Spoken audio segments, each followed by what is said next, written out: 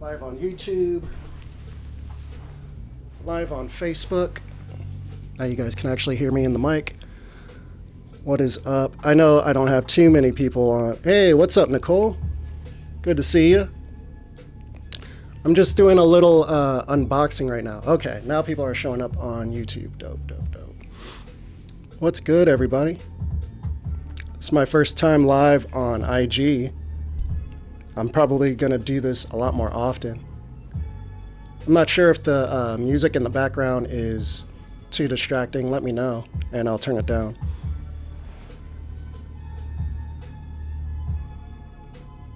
What's up, Craig?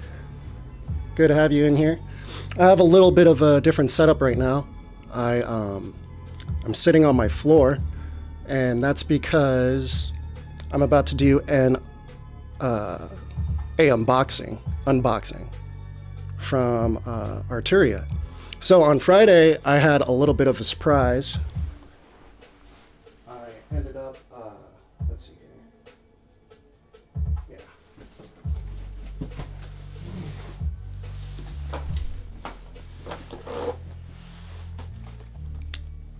So, hold up.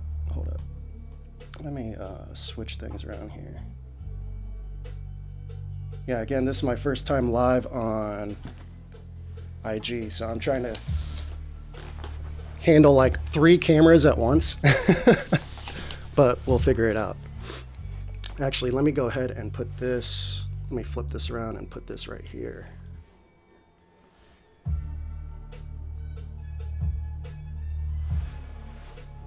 Does that side view work for you guys on IG? Let me know if not, and I'll switch it back. Hopefully you guys can still hear me. But yeah, on Friday, I had a little bit of a surprise. I had no idea Arturia was sending me anything. This is actually the second thing that they've sent me. The first thing was a much smaller keyboard, which I think I'm gonna give away as a prize to one of you guys.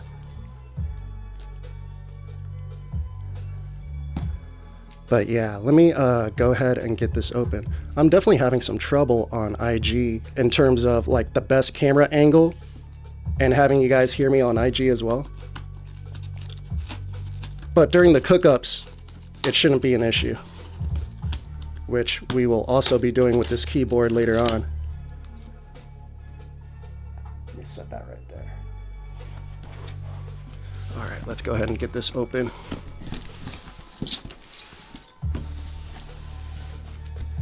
So it's been, so I've had this for 3 days and I've been dying to open this, but I wanted to wait until I went live. All right, I should be strong enough to use my hands from here.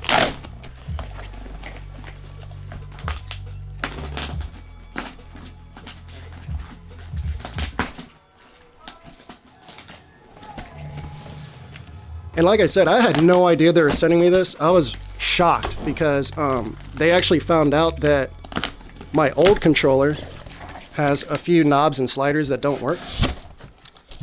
I have no idea if this is like, I don't know if this is the white version or the black version, but we're about to find out.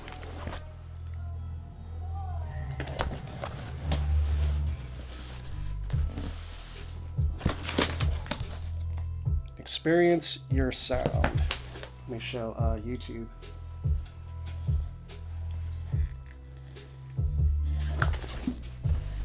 Definitely not able to get these camera angles right. Oh, this is yeah, now IG can see my studio setup and YouTube. That's what it looks like right now. I have 2 computers. That's the new one right there on the left. And on the right, that's my old one. I have Return of the Jedi playing right now. I'm a little bit of a nerd, if you guys haven't figured that out yet.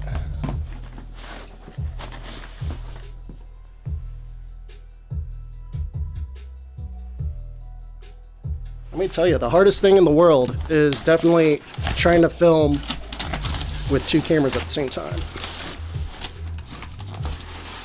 And it looks like this is the white version.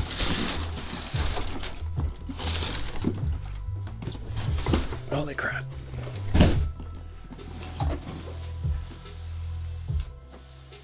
There it is right there.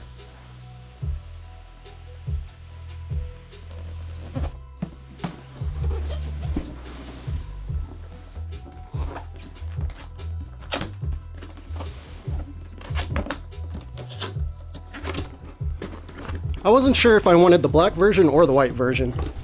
I've always had black keyboards. There was a point in time when I had the M Audio, what are those things called? They had one white keyboard before. It was a Pro something, Axiom Pro.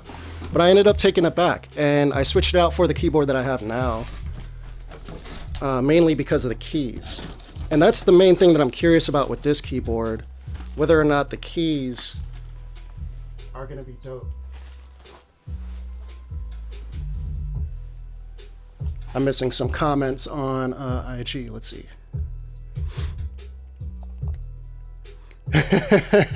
Yeah, I hear you. I hear you, Simo.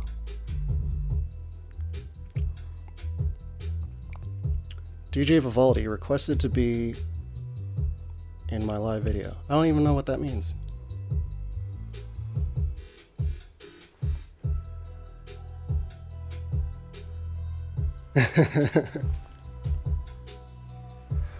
Anyway, let's continue on. If you guys are having some trouble on IG, I would definitely switch over to YouTube because you guys have a much better angle on there. And you could hear me a lot easier. I should probably say that into the phone. Hey, if you guys are having trouble seeing me or hearing me, you might want to switch to YouTube. Just saying.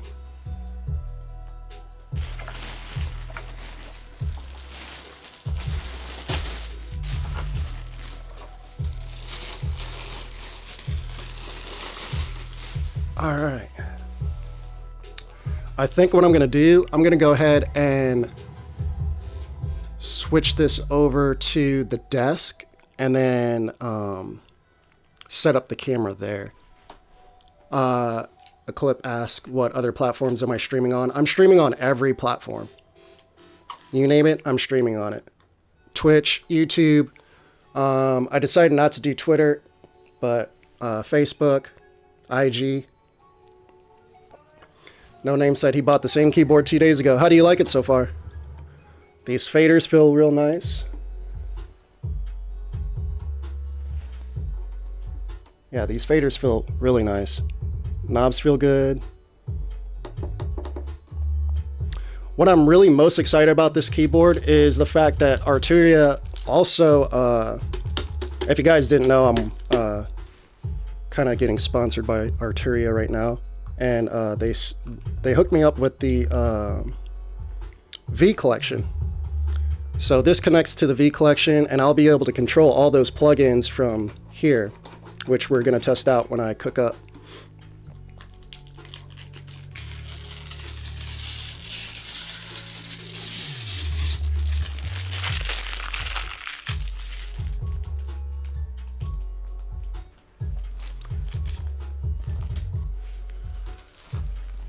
And this also comes with a UVI instrument as well, which I'm a huge fan of UVI software.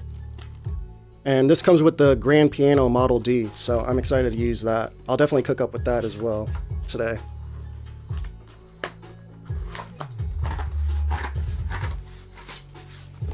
All right, the ultimate test. How does the key bed feel? It feels good. It feels good. The keys are really sticky because of the that peel that I just peeled off. But yeah, I like the action.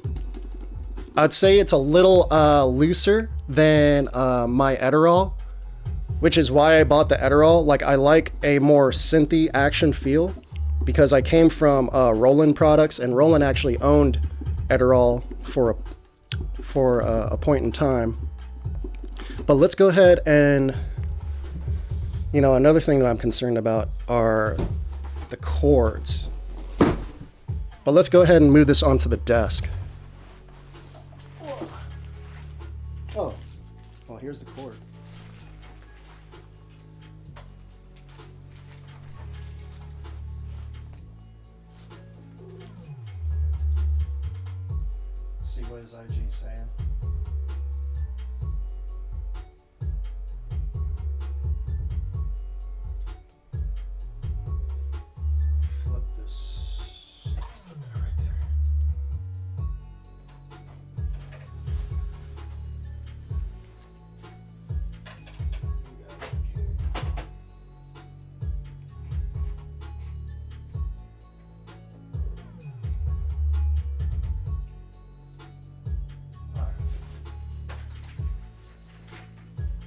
So here's my old board.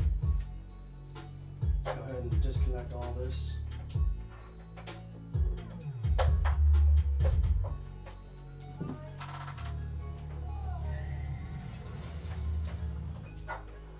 My old Adderall.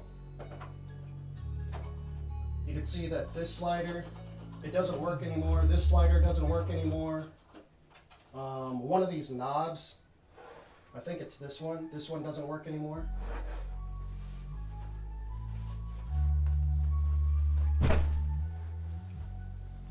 Let me set the mic back up.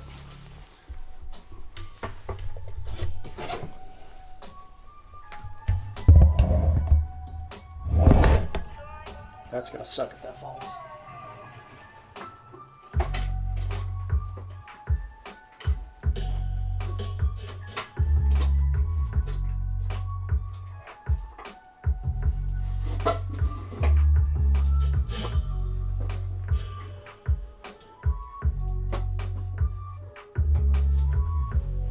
I'm sure this is really exciting for you guys.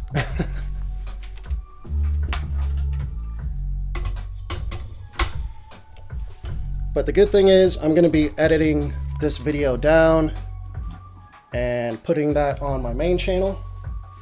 So hopefully I get some. Wow, this is like really light too.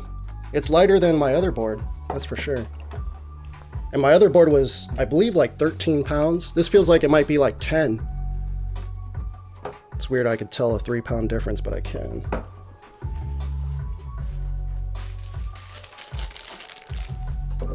Wow, I already have hair on this from my own head. I don't have any pets. So.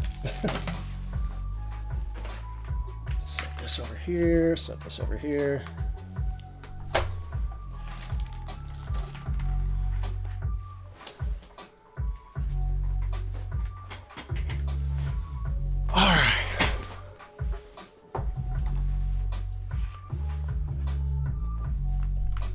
Eclipse says it should be only USB, but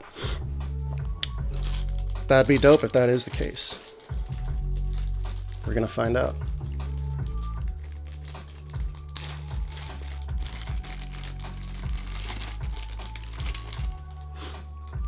Eclipse says I'd look up replacement parts for it. M Audio has replacement parts for their keyboard.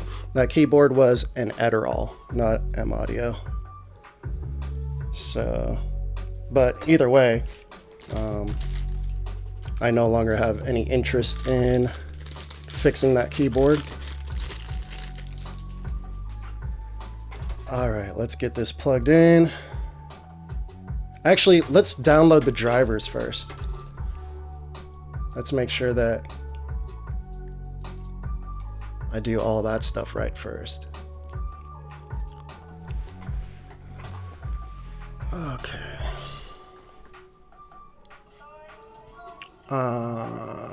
Unless Eclipse can confirm that it's pretty much plug and play. Let's go ahead and go with, let's see, Arturia drivers, essential.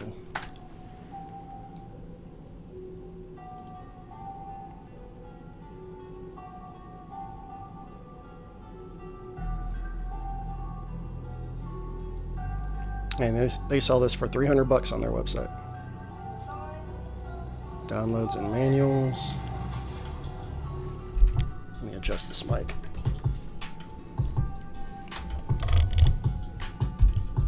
There we go.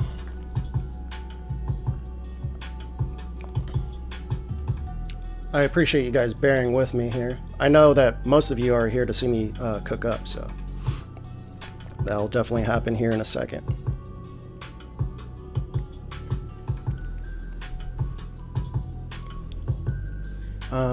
Let's see here. Who was live on IG? Because I'm about to shut this off. Because I feel like you guys can't hear me on IG. Can you show your double interface setup? I have 2, and I'm kind of sad just letting one of those getting dusty in the background. That's funny you mentioned the interfaces. I'm going to go over that in a second, but I'm going to do that on YouTube, I think. Oh, you guys can hear me pretty good, even when the camera's back here. Hopefully you guys can hear me back there too. Yeah, the deal with the 2 interface setup, I'm no longer doing that because now my computer is so powerful, I'm not getting any lag whatsoever.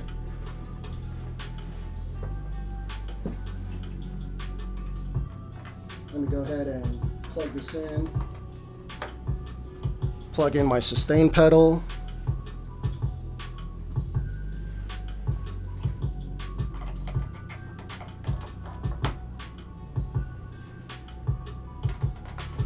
So does this, does anyone know if this transfers MIDI through the USB? Because I feel like it doesn't, but we're gonna find out.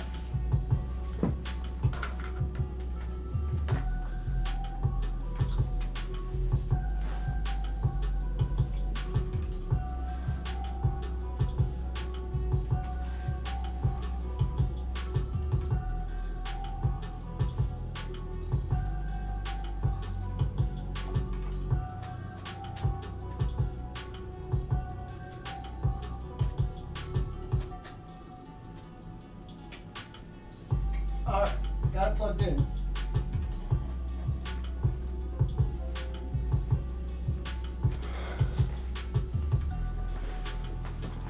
It's powered on.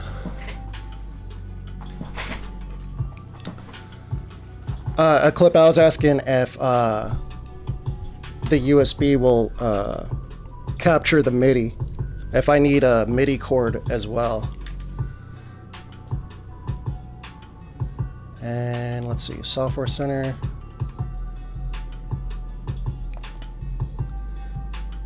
Doesn't look like there's a driver for this.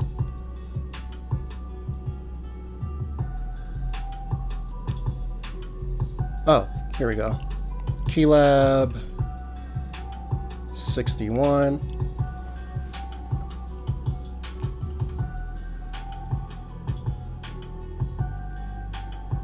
No, that's not the one. Maybe Essential?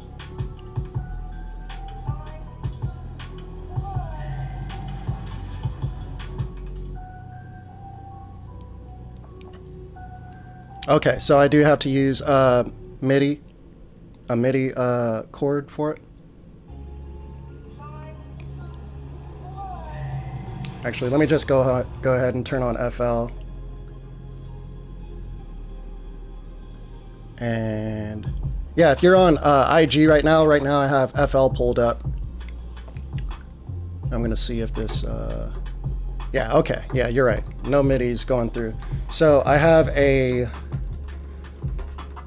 thing is the MIDI cord that I have right now has a MIDI in and MIDI out, and I noticed that on this board it only has MIDI out, so I'm curious if it's still gonna work.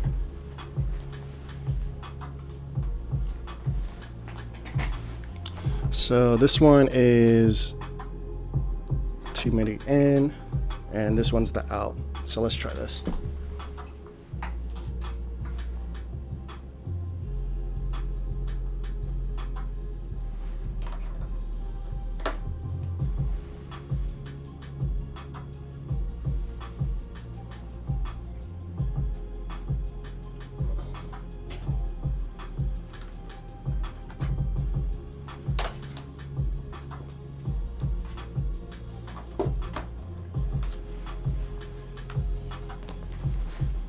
I didn't realize the pads are RGB as well. It's pretty dope.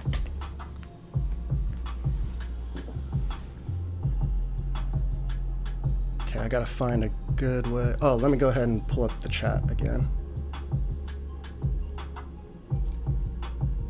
Slide that over here. Cool. All right. Oh, crap. Yeah, I just realized, what's good, Madison? What's up, SLP? Just noticed you're in here. You know, that USB cord might have been working. Let me go to my MIDI settings. Awesome. Awesome. Everything's working. Everything's working. Yep, it picks it up. So let me go ahead and turn off this music.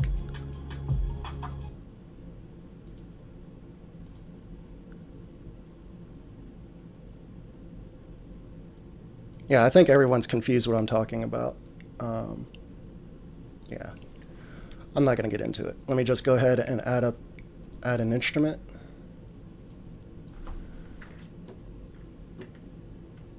Oh, you guys probably can't hear that. Let me switch my sound card.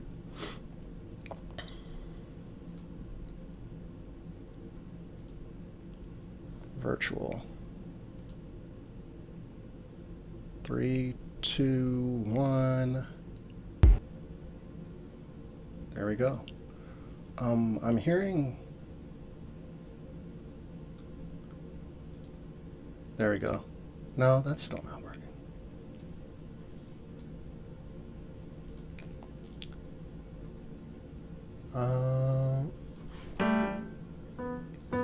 Okay. Yep. You guys should hear that, right? You guys hear the piano?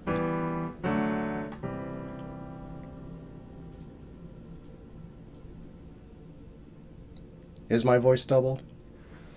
Yeah, it is.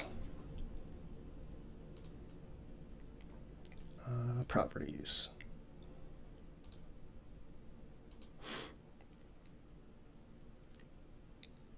Dynamic tomato.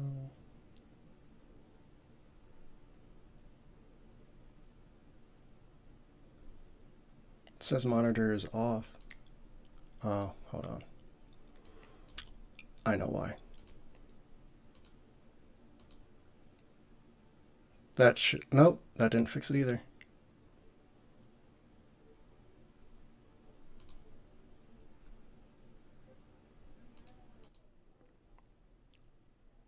What about now?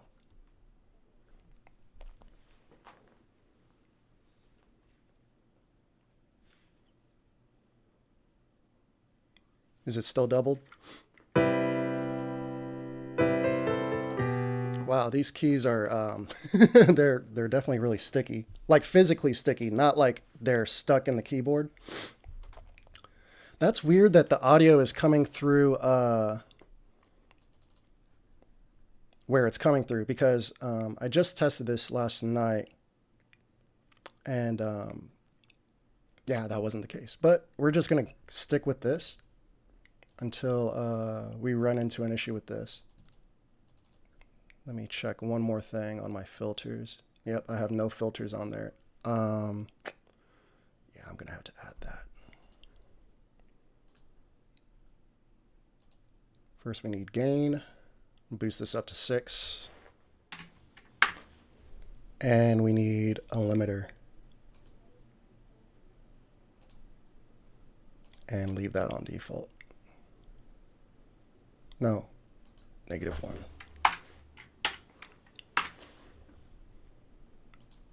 Cool. All right. That should take care of the new setup.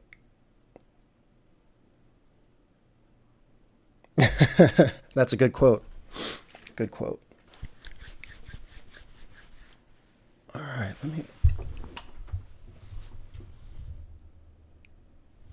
Cool.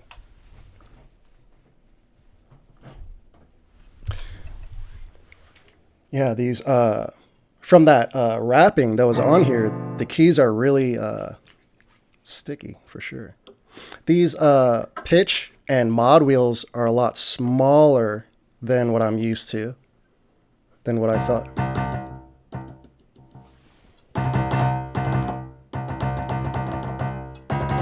I'm testing out the drum pads here.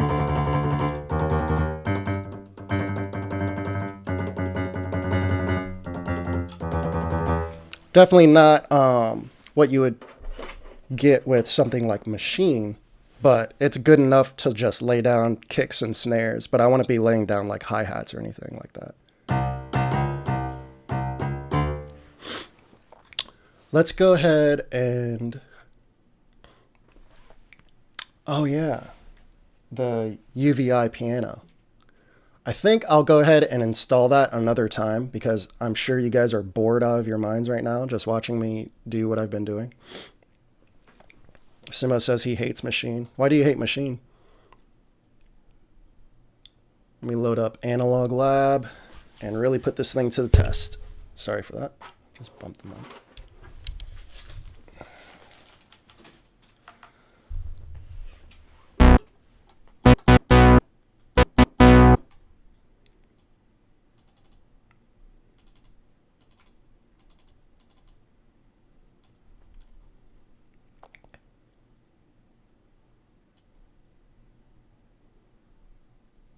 He says he hates Machine because it slows me down a lot more than just clicking stuff in and manually offset things, or even just recording with a QWERTY keyboard on my computer. I gotcha. Yep. Workflow is all that matters, so.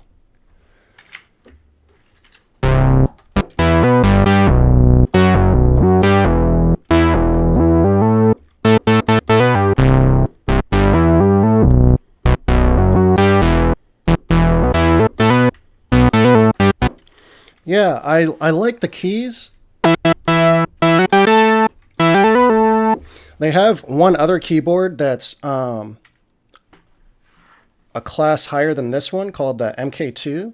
And that one actually uses the same key bed as one of their actual synthesizers.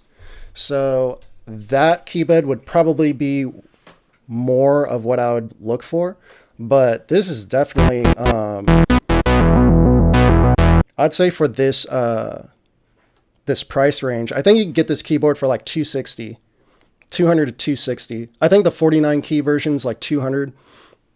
But other keyboards in that range, at least back in the day when I was shopping for keyboards, they definitely did not feel this good. Probably, if I were to guess, I know Novation had a keyboard called the SL MK2. There's an MK3 out now, but that one used a FATAR key bed, which is, in my opinion, the best key bed that you could possibly use.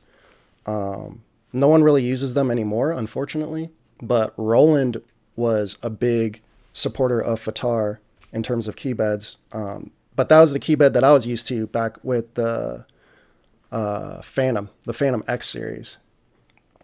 What's up, Gary? It's my cousin Gary. He's getting married in May. Congratulations. I'll be there. Getting married in Chi-Town in Chicago. Actually, I have no idea where the wedding is. Where's the wedding, Gary? I know I'm going. I just have no idea where it's at. But yeah, let's put this to the test. So we have this control knob in the middle that's supposed to change the preset here. So let me take a look. It's set on preset, but it's not working. So I'm probably going to have to use things like, let's see. Now let's go to live. Is there like a DAW button or something? Transport's not working. And I know inside of FL Studio, like if you go to Midi and then go to these controller types, I know that this keyboard's not listed there. Oh, okay, it is in Chicago. Okay, cool. Yeah, because his fiance is from Michigan, where I'm living at right now. But Michigan's so close to Chicago, you might as well just have... I think our family is pretty big, so kind of makes sense that it's in Chicago. But it's kind of cool that both families are pretty close by. Simo says, good luck mapping stuff with FL. Actually, I'm going to do a tutorial on that because it's a lot easier than people think it is. I actually did do that as soon as I got the V collection with my old keyboard, even with the missing sliders. And it worked out great. But yeah, in terms of using this with FL Studio, I'm not sure what I would select in terms of... Yeah, I don't think any of these mappings will really work. So Yeah, I was just hoping that this would work right off the bat. Let's go to these sliders and see if any of these sliders move. No. Nope, none of them move. Yeah, I think what I'm going to do tomorrow or tonight, I'll go through and read the manual and see what else I can find in terms of trying to link this in any other way other than manually doing it. Let's see here.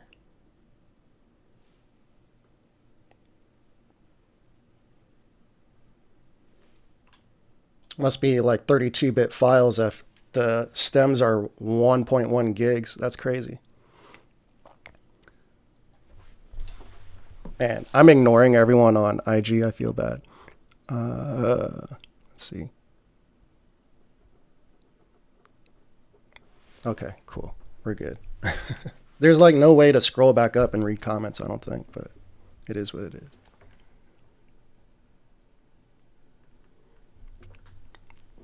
You have an M Audio. DJ Vivaldi says he has an M Audio Control 49 and it's mapped perfectly to FL Studio. Yeah, that's probably listed in their auto map. Yeah, under controller types. M Audio Oxygen 49, but yeah. The closest to my old keyboard was this Cakewalk A series.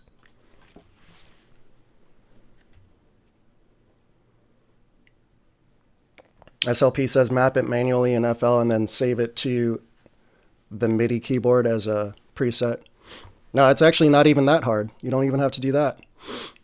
You could just map it in FL as a global parameter, and every time you load up that plugin, it'll automatically control that plugin. So yeah, you don't have to save it on your keyboard or anything like that.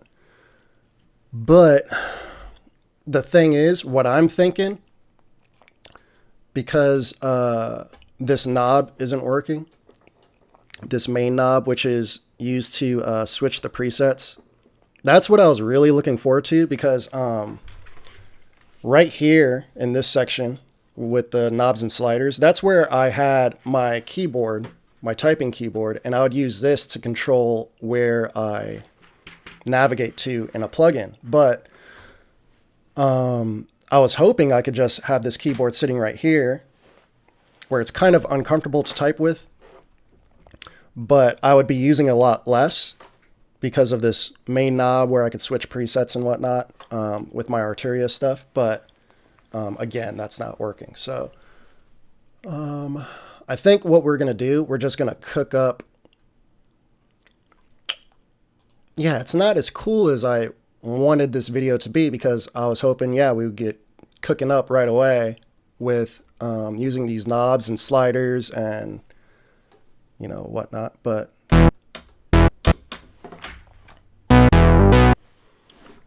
yeah, I think unfortunately, actually my keyboard's not even, my typing keyboard isn't working. Oh, I know why. There we go.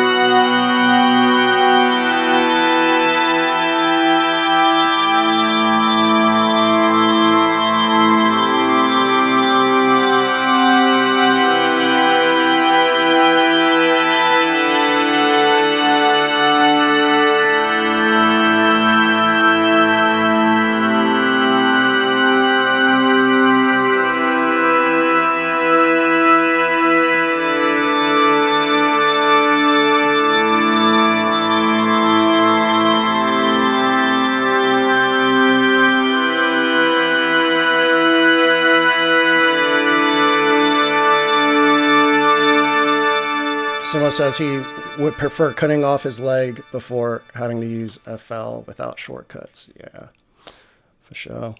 I mean, I did that for years. I never used a single shortcut in FL. Not even like, I think the only shortcut that I really used the first few years when I was using it was Control Z. That was about it. Undo. That was about it. Let me grab a drink of water here. Bear with me for a second because my entire plan for this live stream totally just changed.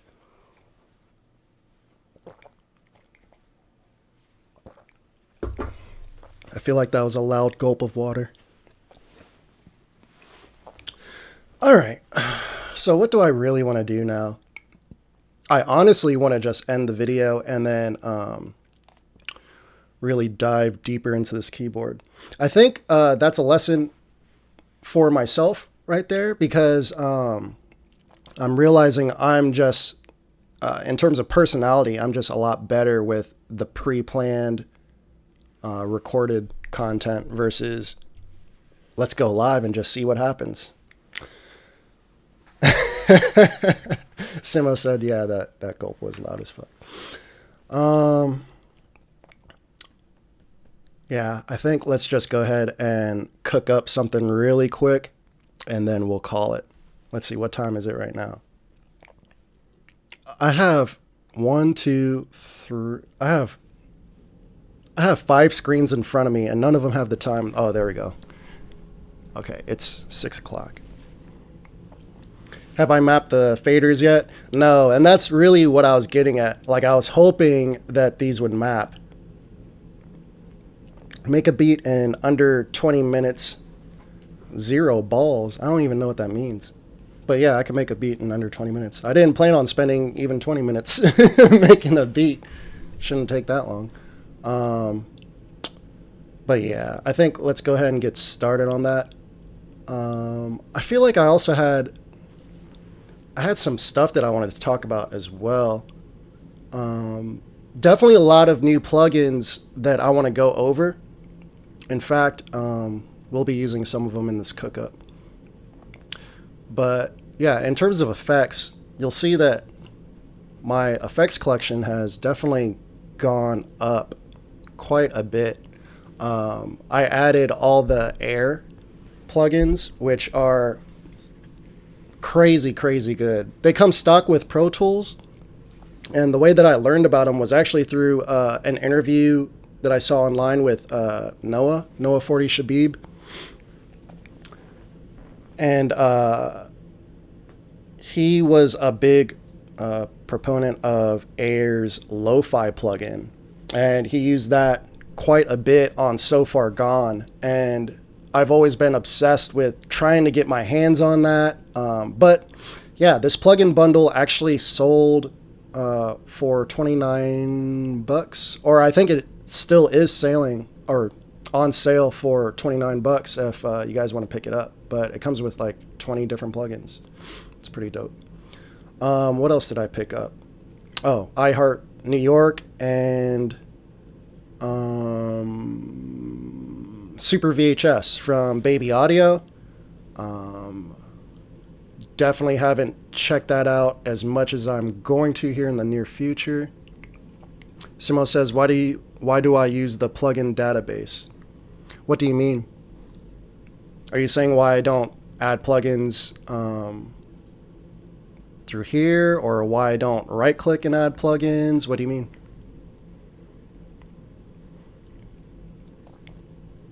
To me, that's not the plugin database. This is the browser. The plugin database is when you right click here, or no, that's the other thing. When you click here, go here, and then select more plugins. That's to me, this is the plugin database. So, yeah.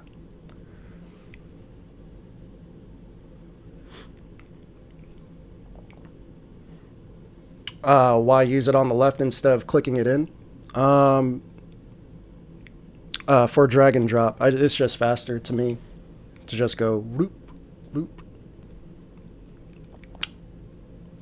And it's a lot easier to read when you have just a list that goes straight down that's in alphabetical order versus, yeah, having 3 rows of plugins. But that's only with effects though. And there's plenty of times where I actually go here and select 2. But when it comes to instrument plugins, I usually just use this because I don't have multiple rows of instruments. All my main instruments are just right here in alphabetical order. Yeah, it sure does say plugin database at the top. But I just always call it my browser for whatever reason. But yeah, what else did I pick up? Go to extras. These are all 32-bit plugins. There was another. Oh yeah, the Paul Mary collection. So there was a Simo says use the tree setup on mixer inserts. That's way too messy. Way too messy. Or tree. If you go here, let me show you what tree looks like.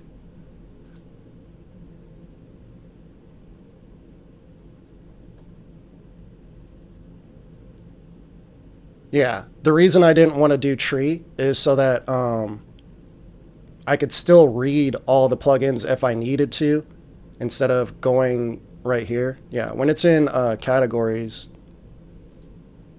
yeah, I could just go to it without having to highlight, except for here. But this is my extras folder. Yeah, so the only thing that is in tree is this extra folders, and that kind of works best for me. So yeah, everyone has a different workflow. That's mine. But yeah, the Paul Mary collection. So you guys know that I'm working on an EDM project right now, and the Paul Mary collection is like, to me, those are the most underrated plugins in the game right now. But yeah, over time, you guys will learn that. I'll be showing you guys almost every plugin in that collection, but it has a very unique sound, and it helps you get to that sound really, really fast. So yeah, I think those are the most underrated plugins in the game when it comes to effects. What's up, Classy? Classy, I've been noticing that your mixes have been getting a lot cleaner, dude. Not that your mixes weren't clean before, but they are definitely cleaner now than before. Back when you had the basketball thumbnails with the red, whoa, okay, my keyboard's lighting up like a Christmas tree right now. I guess that's what it does when it's on idle. That's pretty dope. That's pretty dope. But anyway, yeah, ever since you started using the new thumbnails, I've been noticing that you've been stepping up your mixing too. But yeah, let's go ahead and make a beat. I've said that like 20 times now over the past 20 minutes.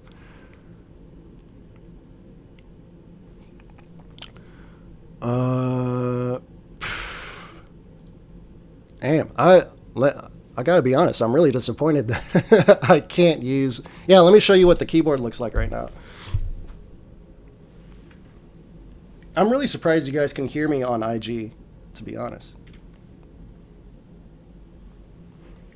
Yeah, I just started doing this like out of nowhere. It's pretty dope.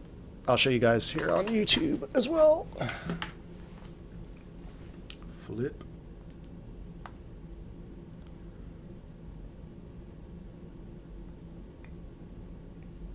I'm using a new software program for my camera, which is why the camera quality, at least I hope, is better.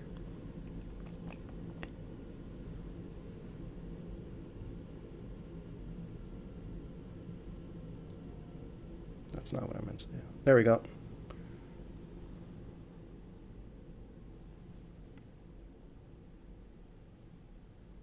Let me flip that so it's actually the right way. Yep. So you got the idea. Now my camera's upside down. There we go.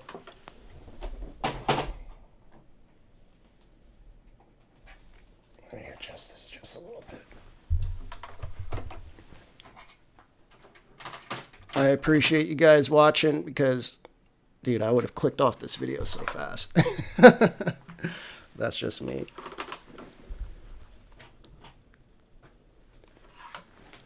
Damn it. Let me flip that around.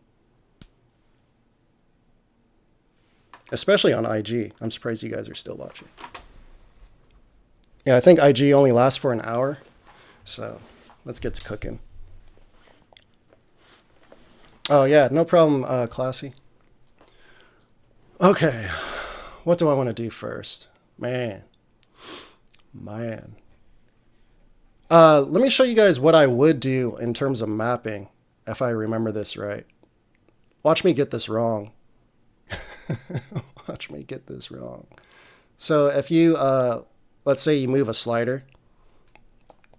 If you go to Tools and Last Tweaked and click Link to Controller.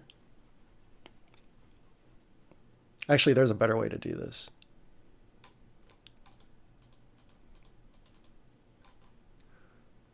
If you go to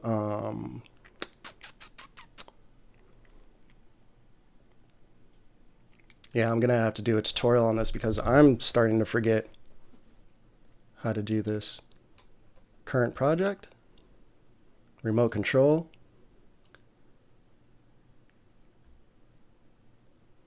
scores, envelopes, project bones, no. Yeah, let me stop wasting time and I'll go ahead and do that some other time, I think. Because this isn't showing up.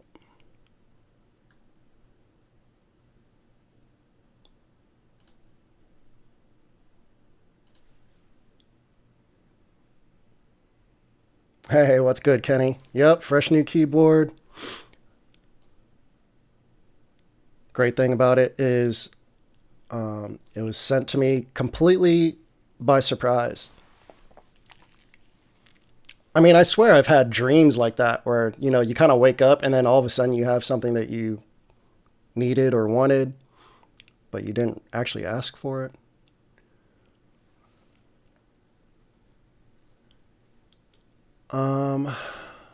Yeah, I'm making it look like a crazy hassle, but it really isn't. I just can't remember how to get to the settings in here. Let me just try this. Linked in controller.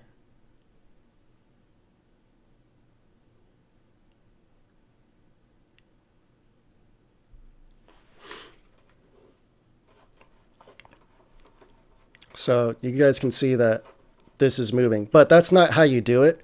Because as soon as you load this back up, it's not going to work anymore. Or if you like restart FL Studio, it's not going to work anymore. But let's see if we add another analog lab, if it'll still work. I feel like it's not even going to work in this one. So yeah, but there is a way to make it global.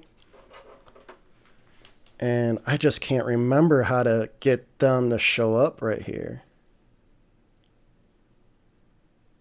Yeah, exactly, Simo.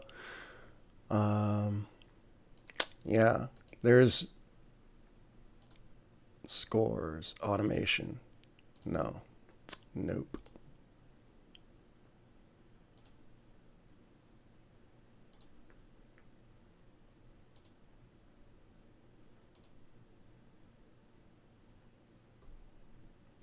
I think I might have just found it. Yep, there it is. Okay, so you go into the generators under current project, and then you'll see all the different knobs and sliders and, you know, whatever.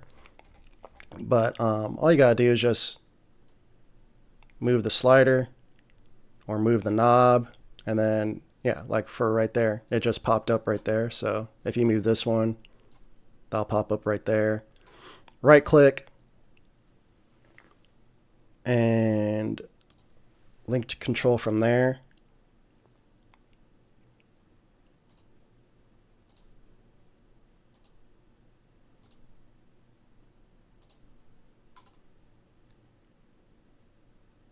Maybe it's override generic link.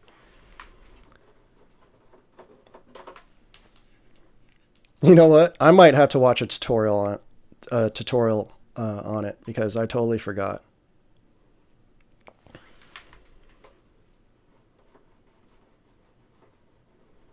Okay, so the cutoff is working, but not working there. Oh, you know what? Let me let me go ahead and save this. Save channel state as test. Oh, where did that even save to? Save channel state as test. Channel presets. Okay. So if I go into my channel presets, drag this test on in here. So that means I don't even have to do what I just showed you, if this works. No, that didn't work. Okay, yep. So I'm going to have to watch a tutorial on that because I've totally forgot how to do that, which is all good. It's all good. Oh, I need that turned on.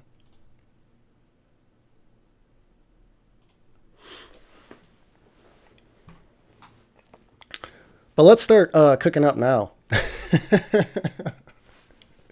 Let's go ahead and start cooking up now.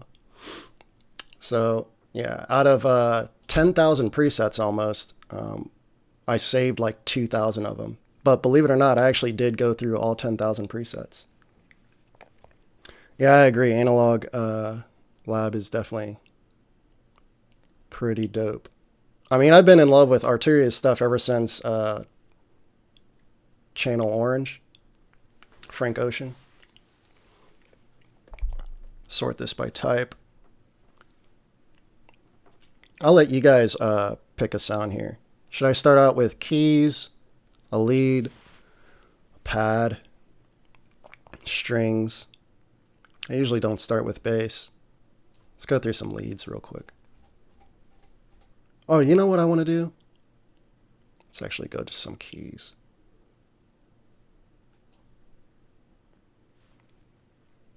Classy said pad. All right, let's start with a pad.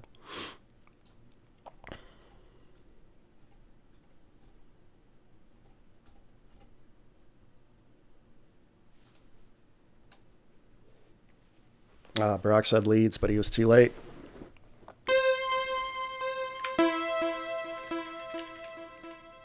That don't sound like a pad at all. What the hell is that?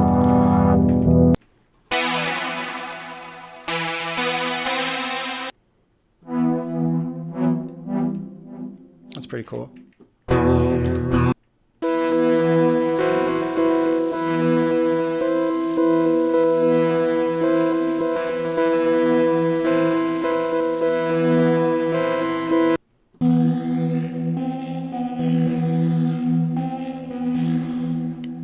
So yeah, the really cool thing about Analog Lab, if this keyboard was working, if this keyboard was auto-mapped, and I'd be able to change these sounds like at will. But this is not the way to do it. Moving sliders with a mouse. It's just so archaic.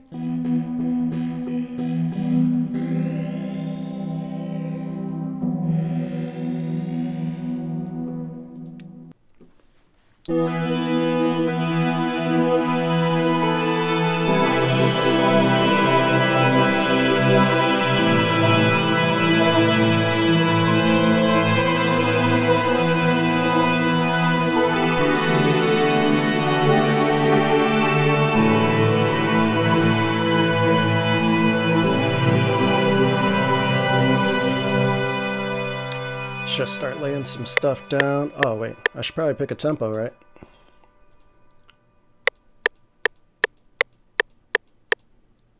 $159 sounds good.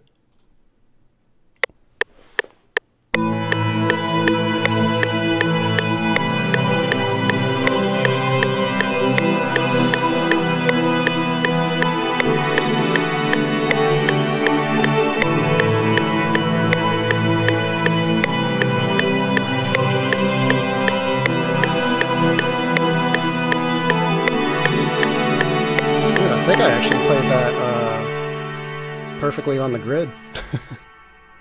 I did just quantize it, but I didn't see anything move. Oh, no, I didn't quantize it. So yeah, this right here is just a little off. Man, I just love not having any lag. And without using 2 sound cards as well. So Simo brought up earlier how I was using 2 sound cards to get 0 lag. And basically what I was doing, because Slobs, Streamlabs, OBS, they don't accept your audio input from FL Studio through your sound card. So what I had to do was use my main sound card to, run FL Studio like normal, and then I would have that audio go directly into my second sound card, which was hooked up into OBS. So that's how I got 0 lag on my audio. But that other sound card that I'm not using right now, it's actually a Firewire sound card, so it's actually better. Even though it's like a decade older than the sound card I have now, it's a higher quality sound card. So I think I'm going to buy a Firewire PCI card or PCIe card and put it into my new computer and just have a weird setup where I have a modern computer with Firewire and an older interface.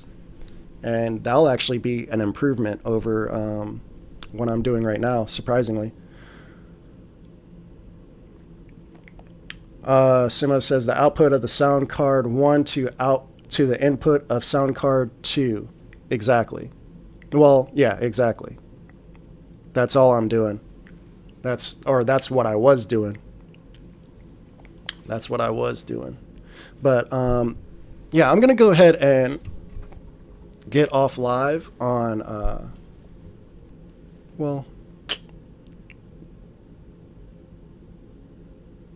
gonna go ahead and get off live on IG, so because it's gonna end in 2 minutes. So if you guys want to keep watching me cook up, I am on, the link is in my bio, youtube.com/Inflightmuzik live. That's different from my main tutorial channel, youtube.com/Inflightmuzik.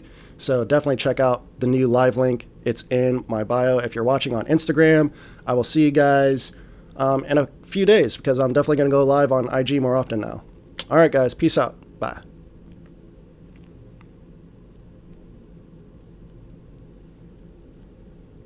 Dope. Not a bad first live session on IG. Definitely didn't go as smooth as I wanted it to, but it is what it is. Not bad for not knowing what the hell I was doing. Let me get on Facebook right here. Nah, my other cousin's live. The sister of the cousin that was just asking or talking to me earlier on here. She's live right now. She looks mad. Let me go to my Facebook page. Hop on here. Turn off the volume. Cool. I'll just leave that right there. Actually, I'll leave that right here. All right. Now we're back at it. So yeah, let me go ahead and quantize this. Control A, Control Q. Turn Alt back on. So you guys might be wondering why I have this button right here. I'm going to show you here in a second, but let's go ahead and listen to this loop.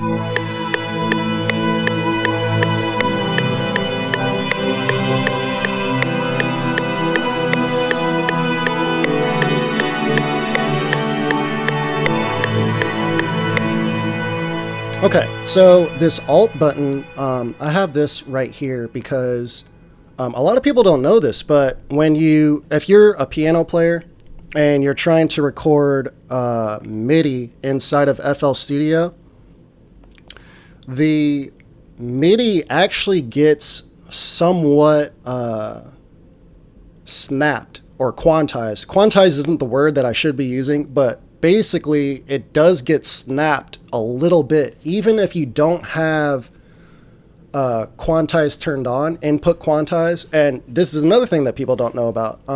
FL Studio has an input Quantize feature. So if you right click on the recording icon here, you can quantize the note input or the note end time or the note duration, the automation. You could quantize that as you record.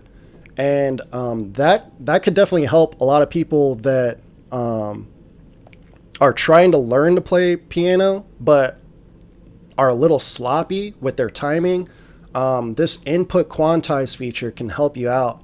Same thing with drums. If you guys have a MIDI controller with drum pads like this one, that input quantize will quantize your material closer to the grid. You'll feel that as you play. So it'll adjust the way that you play. And also, if you actually turn on the quantize right here, let me turn that alt off.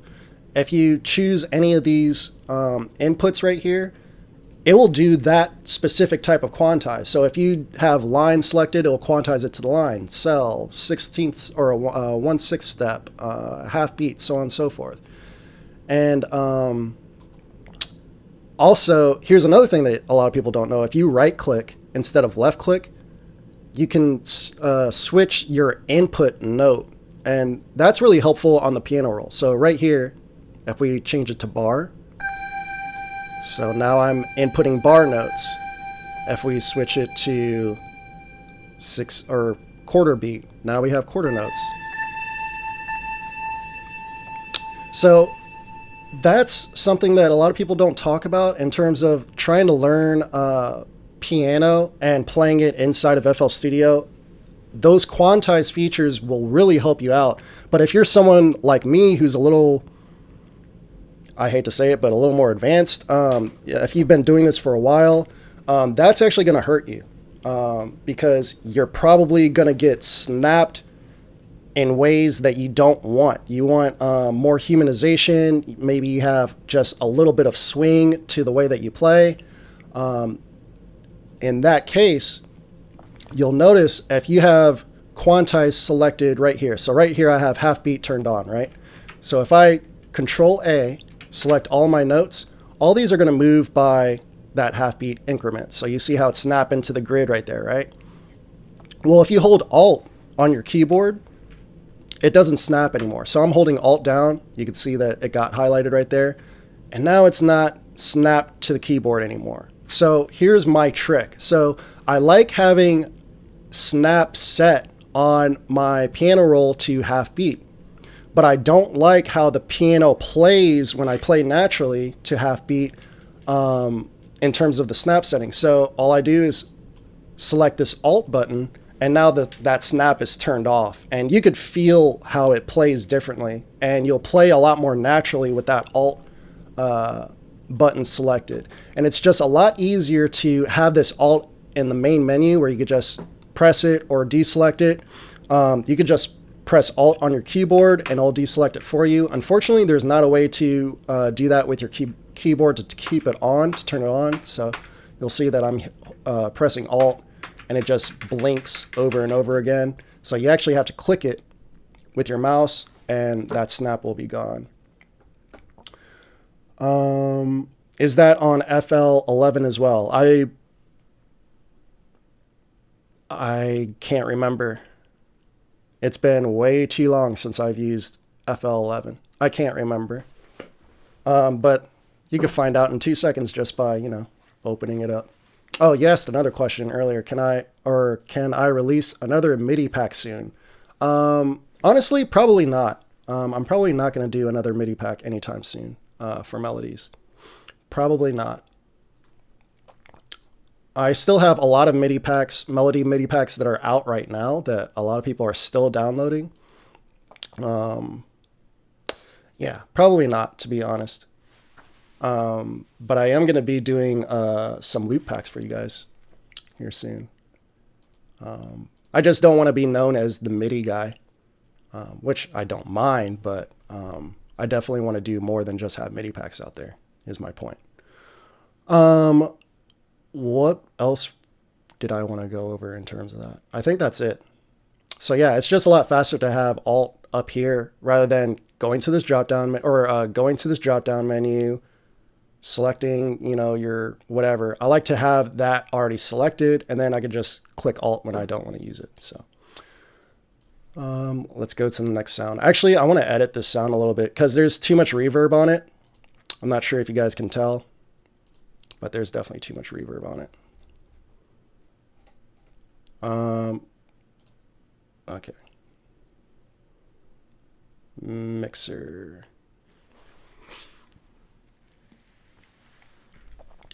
Reverb return. Let's play this and listen as we mix.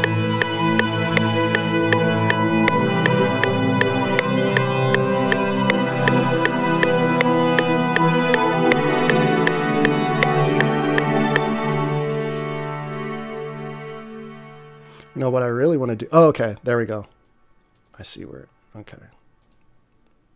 Pre-delay, room size, where are, oh, way up here. Let's turn this room size down. It's way too big. There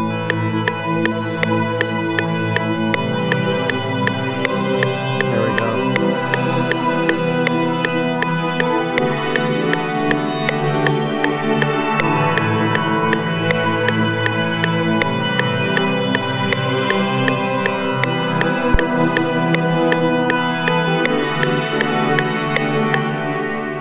No idea what this tame button does. I'm gonna have to look into that.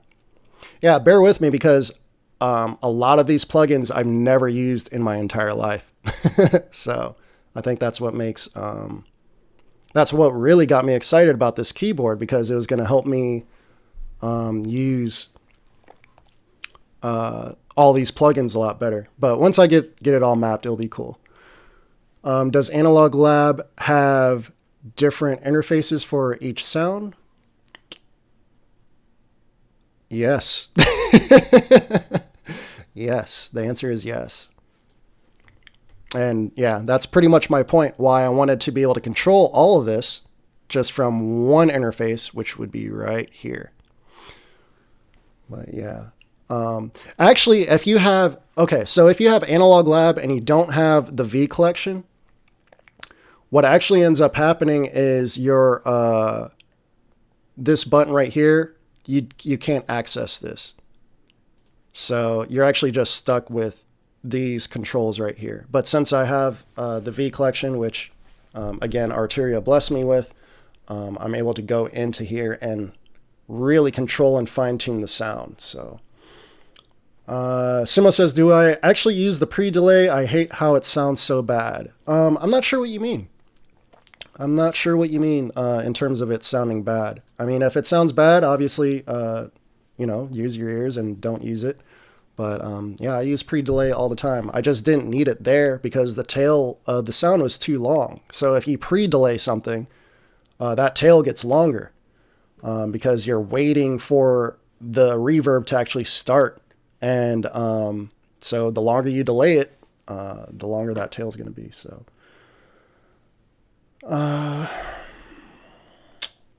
Vivaldi said FL11 as well. Okay, so they do have that feature that I was talking about with the input quantize on FL11. But yeah, FL Studio 20 is better. It's the best DAW for, in my opinion, the best DAW for music creation when it comes to MIDI. But someone says, actually almost never use delay at all. I hate overlapping notes. I don't want to overlap. Yeah, especially in EDM where there is a lot of reverbs and delays. All that needs to get automated out. But yeah, there are, I want to filter this sound a little bit too, but I'm not, okay, there's a cutoff right there. What did I just do?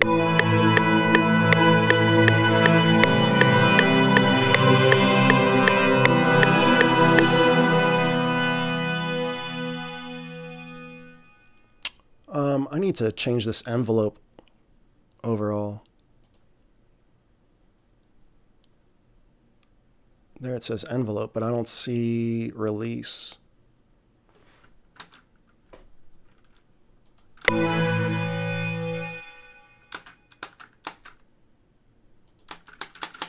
is my keyboard? Much better, much better, much better. Okay, cool. So now I'm going to clone this.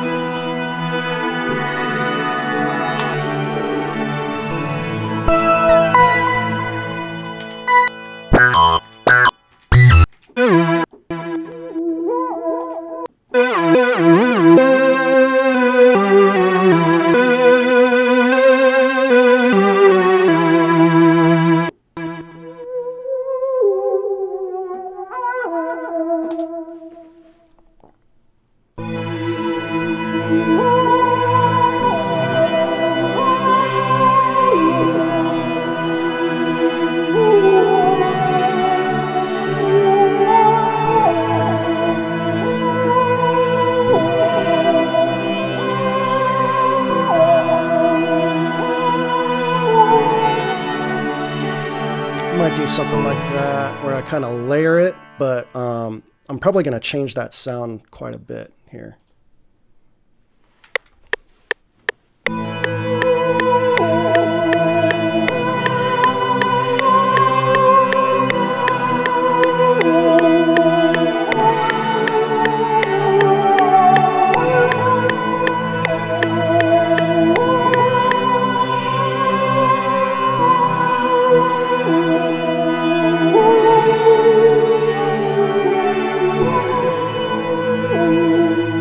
There's a note jumping out quite a bit on, which is really interesting because when you look at the velocities on here, they're all pretty much the same.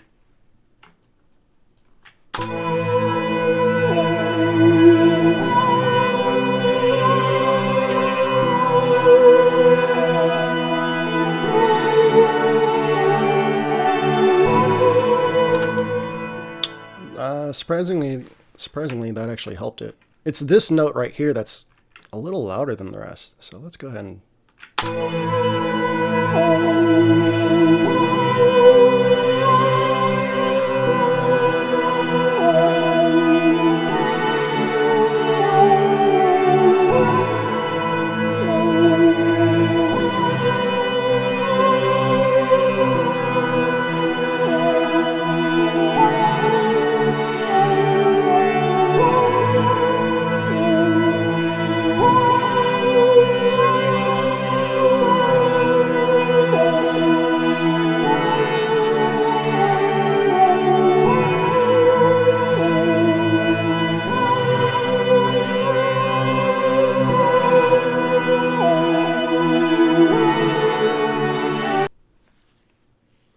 do another analog. We're just going to use all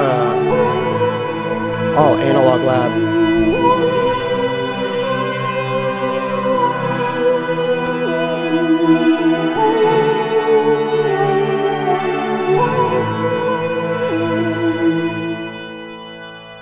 Thanks, Restream. Apparently, we just received 100 messages.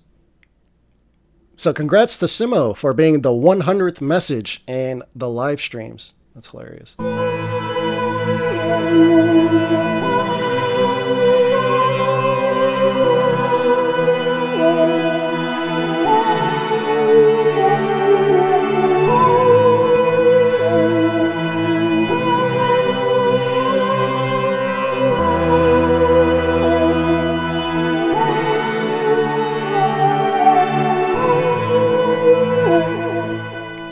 can actually already hear, let me take a listen to this.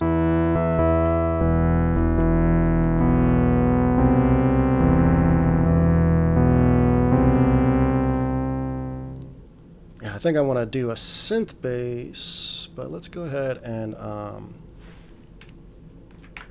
make this our basic synth bass line.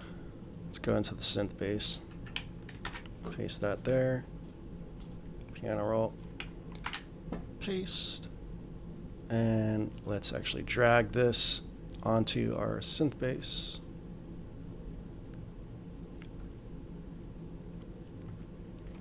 Probably not going to stick with that sound. I know there's a good synth bass that Cash Money AP always uses in ARP. As a matter of fact, let's go ahead. Well, let's listen.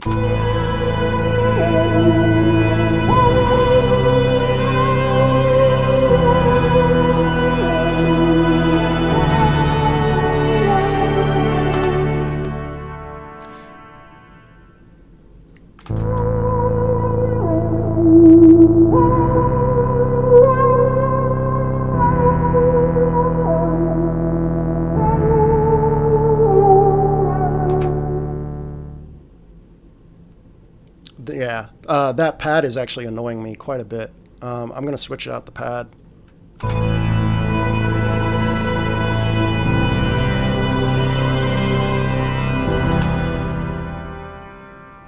Yeah, there's just a weird tail on that pad that's annoying me.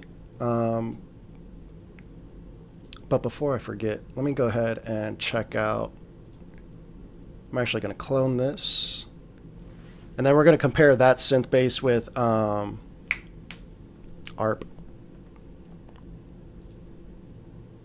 I was hoping it would clone the piano roll too. I don't know why I didn't.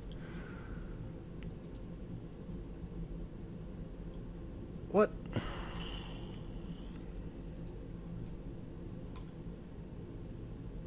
Replace with ARP 2600. I believe the bass that Cash Money AP always uses with this thing is called dark bass or something like that. Or bass dark, maybe. I don't know. No, dark bass. Let me solo this.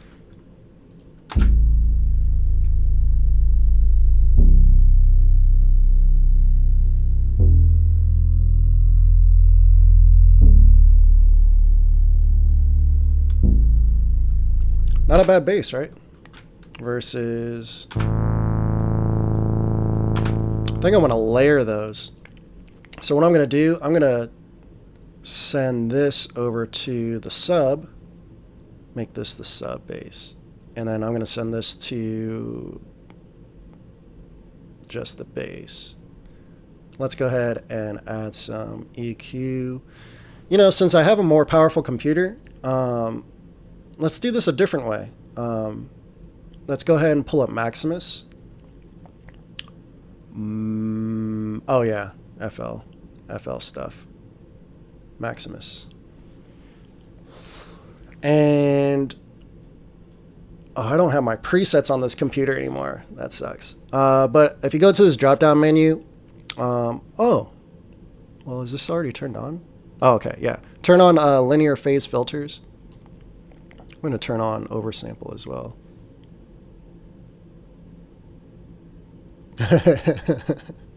That's hilarious. And then we're going to cut out. Let's turn all these off. The mid off, the high off. So now we just have the low end. Let's press solo.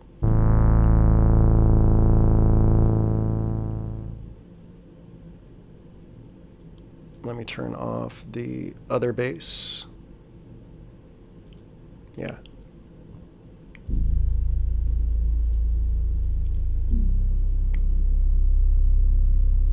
Yeah, if you don't have headphones on, you probably can't hear this.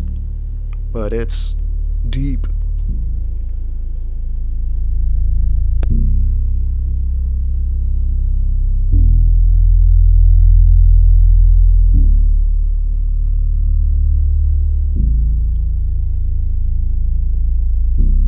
So we have that set to 155. And then let's just drag this over to our bass. We're going to do the opposite. So at 155, we have the low end turned off and the mids turned on.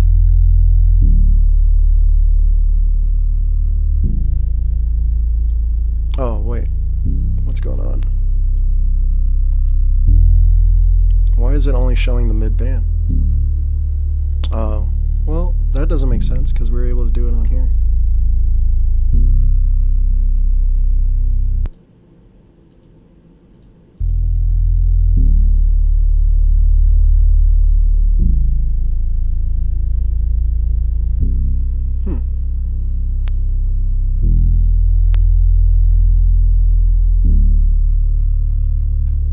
If I just turn it all the way down. Now let's introduce our top end.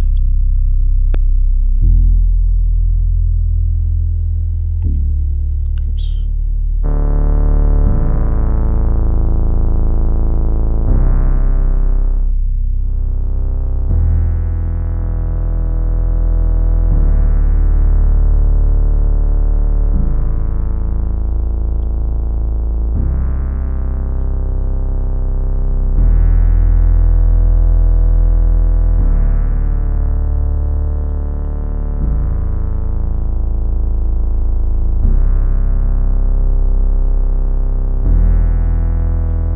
Still sounds good at 155. What's up, Samson?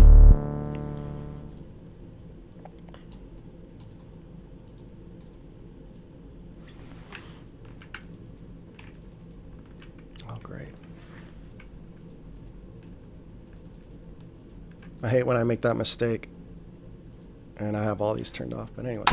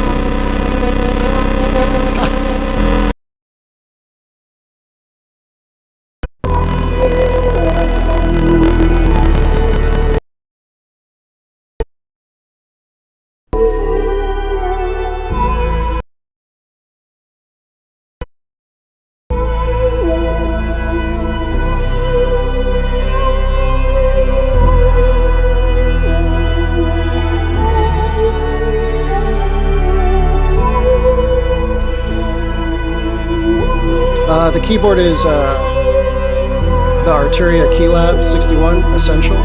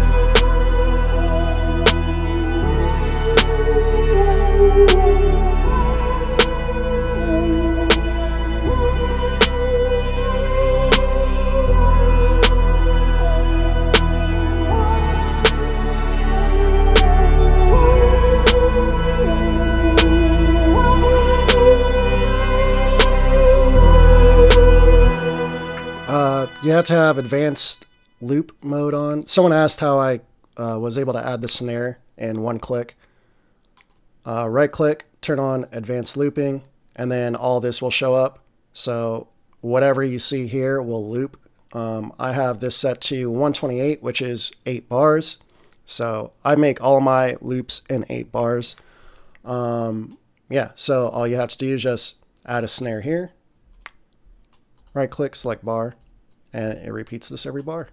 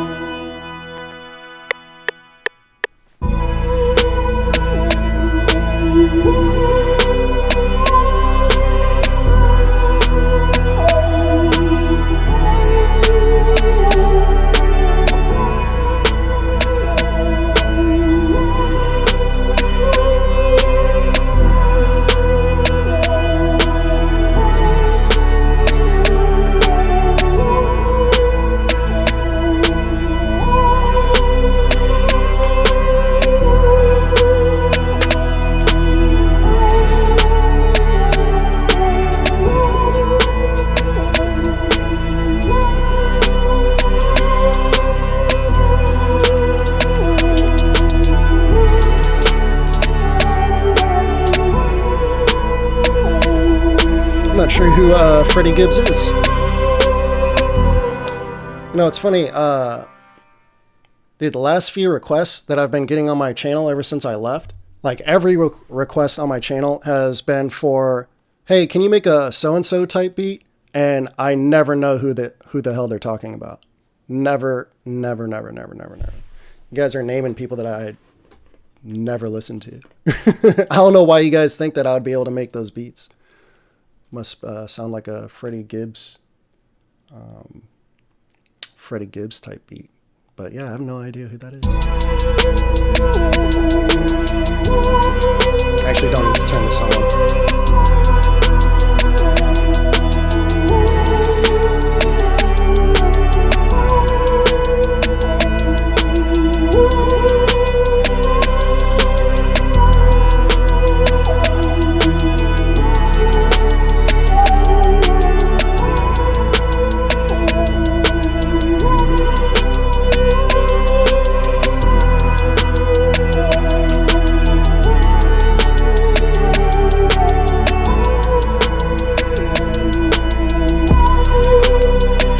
I don't know who that is. No, I'm kidding.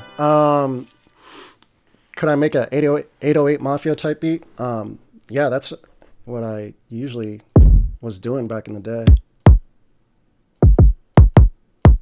Yeah, I actually do have one of the tutorials that I have on my channel. I've done like not type beat tutorials, but like melody tutorials. One of them was Juicy J with Lil Skies. But yeah, check that out if you want to learn how to do like 808 Mafia. Or no. When you said 808 Mafia, I was definitely thinking you just said 3-6. That's hilarious. I was definitely thinking that you just said 3-6. 808 Mafia. You mean like Southside and all them? I don't know. I mean, I guess I could, but it'll definitely sound not exactly like what Southside does. I'm just not a big fan of like the ridiculous hi-hats that he puts on every track. But, I mean, the beats are fire as hell, though. It doesn't really matter. But, you know, his signature stuff, I just don't really do in my beats. For real. SLP says, I don't like doing type beats because I like to make beats by following the flow of the melody chords and I improvise at the moment. Yeah. And on top of that, like, you know, I'm probably not going to ever show you guys this, but my usual workflow is to just, actually, I will show you guys that. In my next live, I'll show you my actual workflow because, you know, when you watch a YouTube video where someone's teaching you how to make a beat, usually it's like they drag a sound in, they make a melody, drag another, basically what I just did here. And 9 times out of 10, that's not what I do. Like, what I do, I go in, find a sound, maybe do some sound design, and it might be cool. I might add a melody to it, and then I'll move on to the next sound after that. But I'll probably put in like 6, 7, 8 sounds, and then based on either the sound selection or the melody that I came up with, that sound will either get deleted or processed even further. And then from that collection of sounds, I make a beat out of it. And that's what makes my remixes really easy to do. Especially now that I have this new computer where I can save an entire project without bouncing anything down. I'll still have all the Midi and all the instruments still there in the project. I like going back into my old beats and using sounds that I didn't use or use melodies that I didn't use that are still in that project. So, honestly, that's how I'm able to make like so many beats in an instant. But yeah, right here, I'm just trying to, I was really wanting, again, you know, I was really wanting to dive deep into Arturia's controller here and just kind of have fun with these sounds. But yeah, I'm pretty much just making a beat with whatever comes off the top of my head. And 9 times out of 10, I don't like those beats. Those don't get posted up. But yeah, I think at the same time, you guys already learned quite a bit. Just me talking about the snap settings. Unfortunately, I couldn't show you guys how to do the global automation thing, the global automation trick, but I will have that figured out the next time I go live. I got to check out Freddie Madlib went and produced 2 crazy hip hop albums for him. Yeah, I'm not a big fan of traditional hip hop, if that's what he does. Yeah, but that's just me. Yeah, I'm more into like modern trap when it comes to rap music.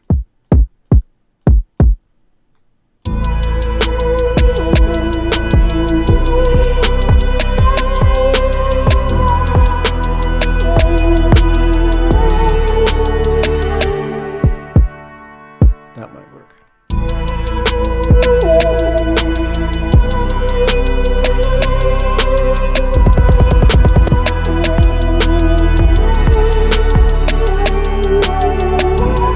Definitely makes me happy when I go through a bunch of kicks and I pick one of my own. Yeah, this kilt kick is from my Inflightmuzik 2020 drum pack.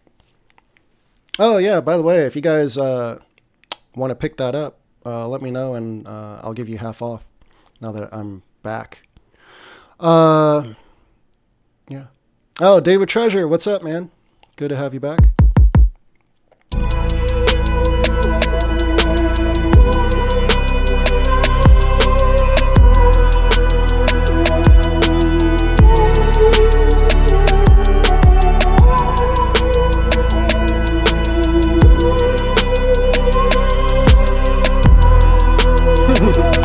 Totally messed that up. Totally messed that up. Let's try that again.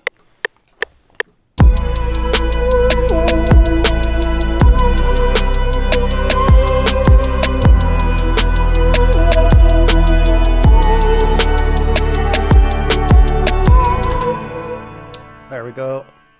Hey, Nine Sky says he already picked up the 2020 drum pack. Appreciate your support.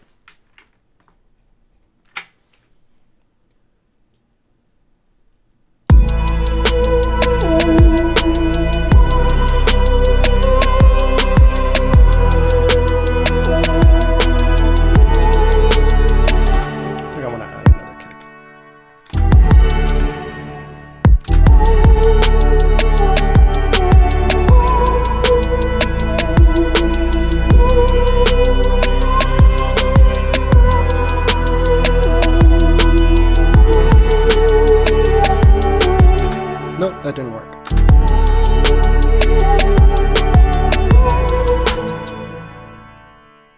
Oh, now I could show you guys some hi-hat tricks. Man, I feel weird that I haven't really gone live and made beats for you guys too often, because you guys should know all this stuff by now.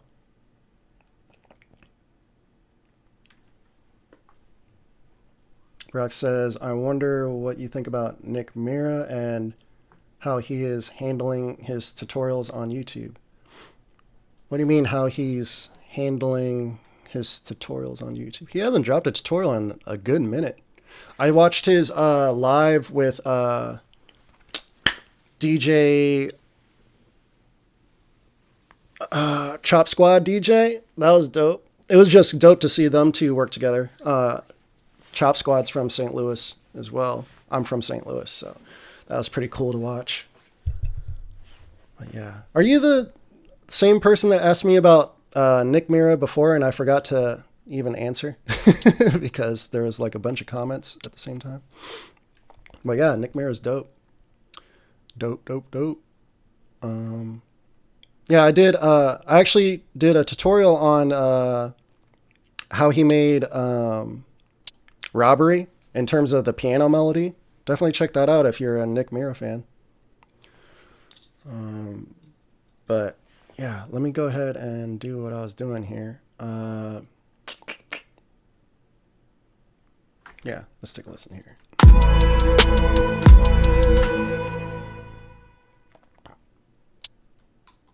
What did I just do? There we go. You know what? Let's go ahead and legato all that. I need a new mouse. I think that's all that's left in my studio setup. Okay, Brock said that was someone else.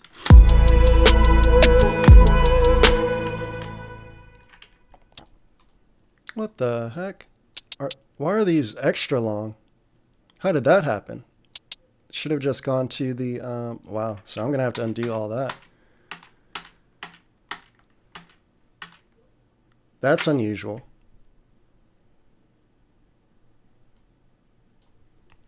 Had to do it manually. That's really, really unusual. Alt-U. That brings up the chopper.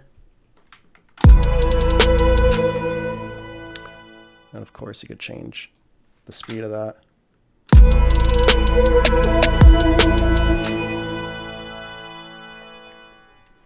Brock says, but I watched a tutorial of one guy from Internet Money that inspired me to produce my beats in a different way. They're doing good in my opinion. Awesome. Do you remember whose tutorial it was?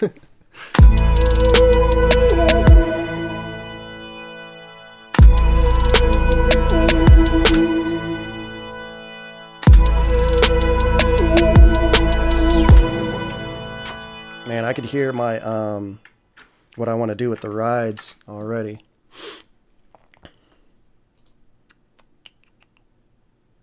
Dang, dude, where's wow. It should there it is. It's hidden from there.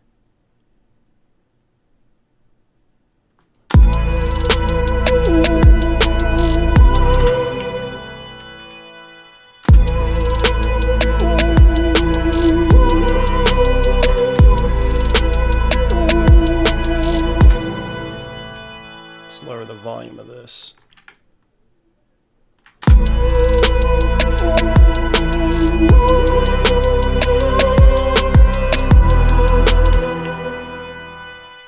Delete all that.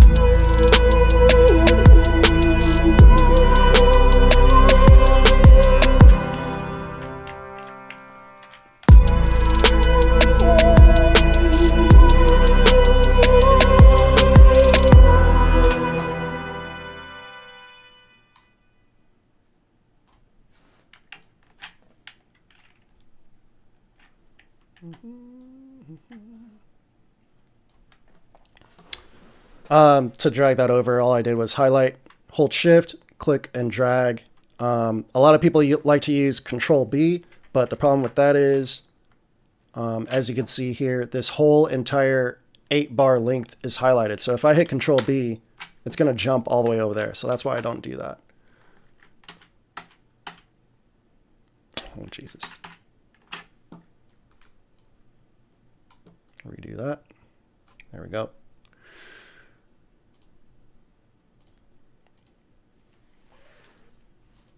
Okay, let me unhighlight that.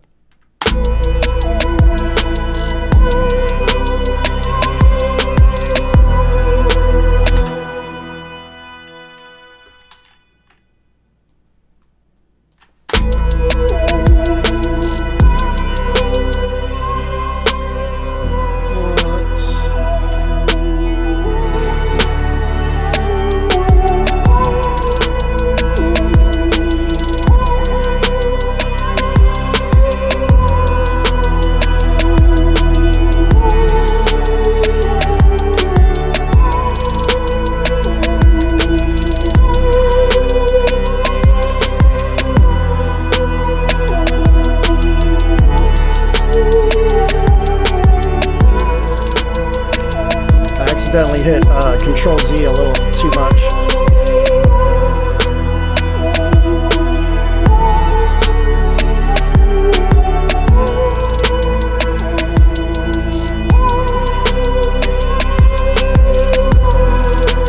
I know what the hi-hats are missing.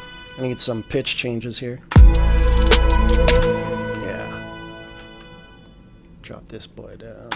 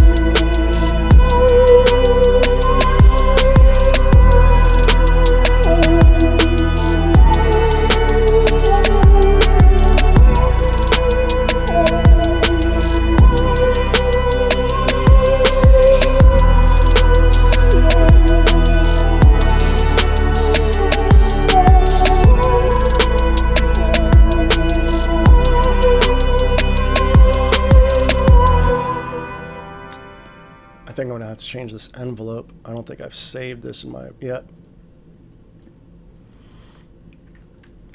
Yeah, I'm just now realizing there's some setup hacks that I have in my template that I haven't set up in this. This is a new template, if you guys didn't notice. And there's still some tweaks that I gotta make so that I don't have to do what I just did. Let's go ahead and go into the piano roll again. Oh, no.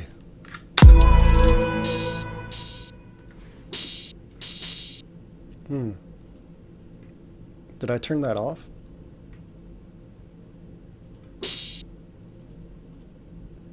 Did I adjust the wrong envelope? Okay. I think I adjusted the wrong envelope, so right now something else. I probably clicked on hi-hat on accident. There we go. Sure did. I clicked on hi-hat on accident. Let me turn that off just in case we need that off. Yeah, I'm gonna have to do this manually.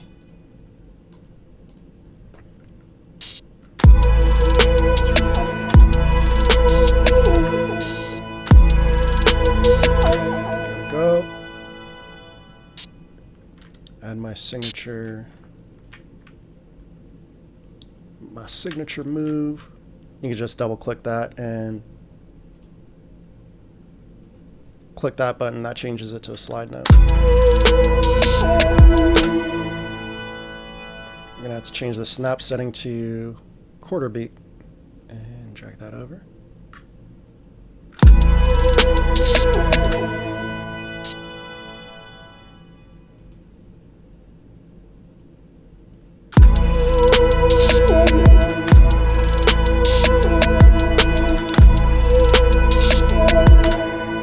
This one doesn't work as good as some of my. I might have to use one of my open hats.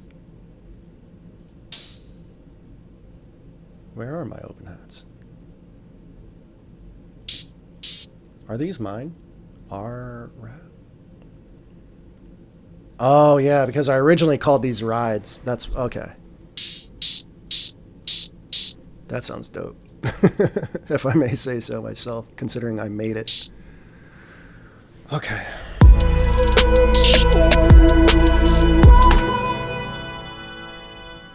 Yeah, something's going on in terms... Oh, you know what? Oh, okay.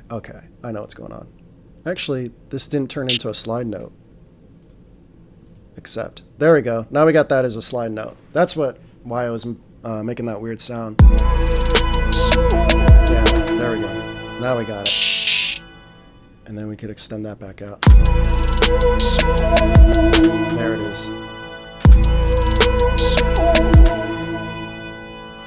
Let's bring that, zoom that back out.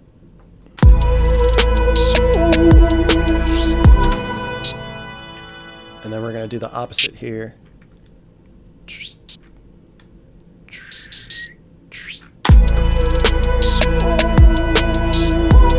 Hell yeah.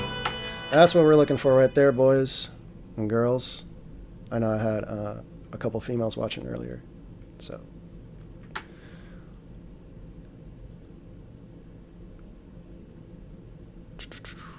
Where is that? Right here? Yeah, shout out to my female producers out there. Definitely watching what y'all will be doing. There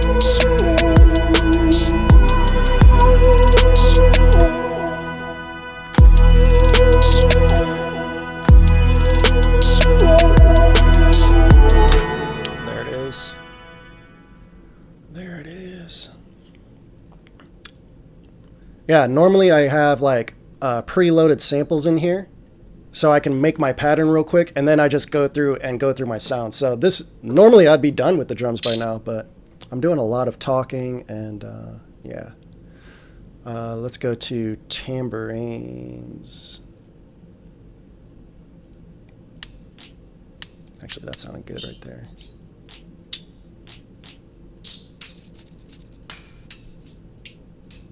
That's what we're looking for right there.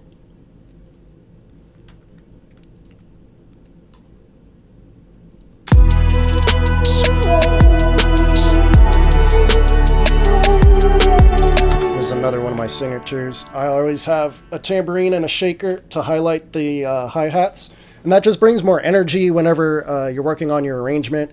So say, for example, you have a hi-hat pattern going crazy or whatever. Well, you could add even more energy when you add in the tambourines and the shakers in a part where you want more energy. So.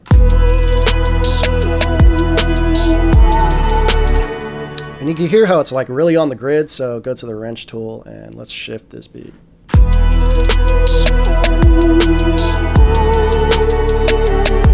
Much better. And let's go ahead and add my signature shaker.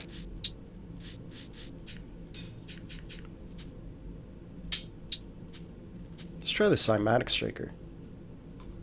This is the first Cymatics sample I've ever used in any project, ever. I've downloaded quite a few of their 808s. You'll see a few other Cymatic random samples in here. So far, I've only downloaded their free stuff. I haven't paid for any of their stuff yet. I'm sure I will eventually. I just am not... I haven't gone that heavy into using... I don't think that I'm going to end up using like samples and loops in my EDM projects either. So I think I'm going to do all that from scratch as well, just like I do my trap beats. So, but if you are someone that's into that, Cymatics is pretty good. I also started an affiliate with Loop Masters or Loop Cloud. Yeah, so I have a video on that coming up where I'm going to force myself to use loops to make a beat just to see how good Loop Cloud is versus Splice. I think that should be a pretty good video for you guys that are into looping and whatnot.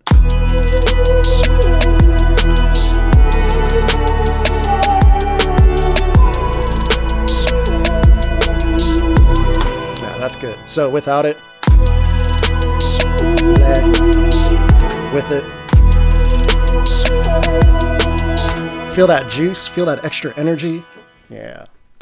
I don't think we need to move this off the grid either, but let's try it and see if we get improvement.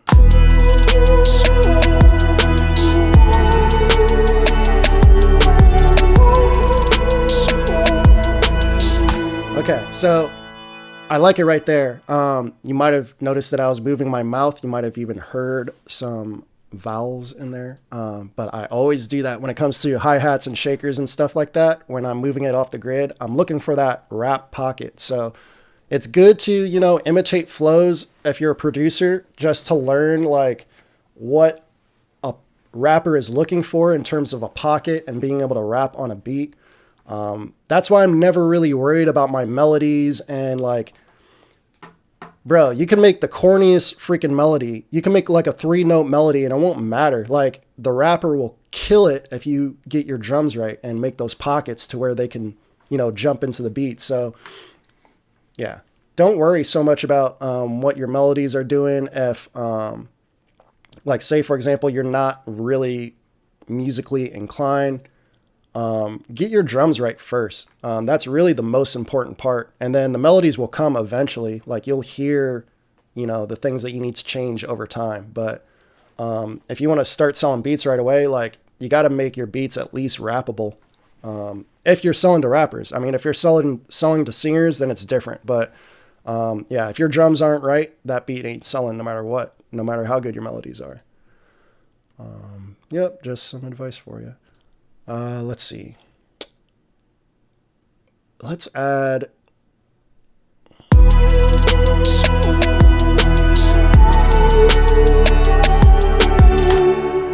Let's add this side chain. So let me copy my kick pattern into my side chain. Yeah, I don't think I have a side chain sound loaded up. Yeah, see, it's blank. So I'm gonna have to add in a side chain sound. If you guys don't know what I'm doing right here, I have a tutorial on it on my channel, so go ahead and look up my sidechaining tutorials. Advanced sidechaining tutorial, not the basic one.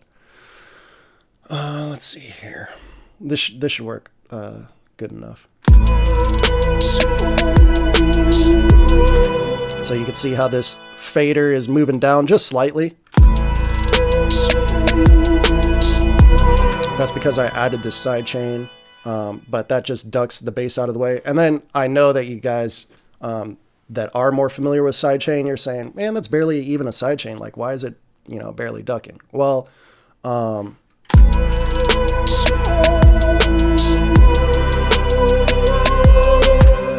that's because inside of this EQ, when I turn this EQ on, this sidechain actually has a bass EQ in it and the bass slider ducking. So not only do I have this bass ducking, you got to also keep in mind this isn't EDM, this is trap music. So you're not trying to duck the bass out of the way completely and get that ducking sound. You're trying to just duck it so that the kick just hits really hard.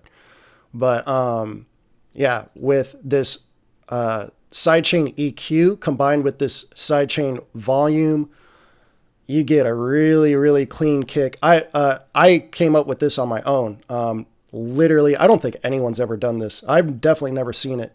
And on top of that, the way that I do sidechain EQ, it's different from even the tutorial that I did, because this is something that I just started doing. So normally, like with sidechain EQ, you get like one of these and it would duck this EQ up and down, but that's not what I'm doing. Let me go ahead and reset that. Instead, I have a high pass filter on this bottom filter, and this actually moves up left to right instead of going down. And the idea behind that is there's I don't know how to really explain it, but basically if you say you have a fader, one of these notches, and you move the frequency down right here, you're actually causing a frequency bump right here. So you guys can't see it, but there's actually a buildup of frequency right here that you're creating by moving this down. So like if we were to move this down, there's going to be an extra bump right here, and you might not want that. And that's not to say that you're not getting a bump right here either. But the thing is, like, instead of ducking the bass down and the bass losing volume, I'd rather the entire bass, that frequency losing volume. Like, I feel like in terms of milliseconds, like when the bass gets right here, you're still getting some clashing, you're still getting some phasing. So it's not like it's instantly ducking, right? So the idea is the lower the frequency is, the more powerful it is. So those are the frequencies that are going to clash a little bit more, or more noticeably anyway. The higher you go up in the frequency scale, the less you'll notice stuff like that.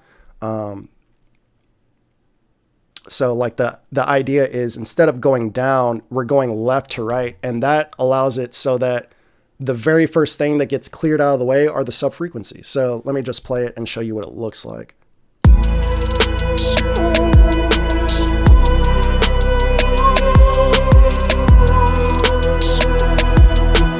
So yeah, we're just clearing the frequencies from left to right. So getting rid of the subs left to right instead of just going down.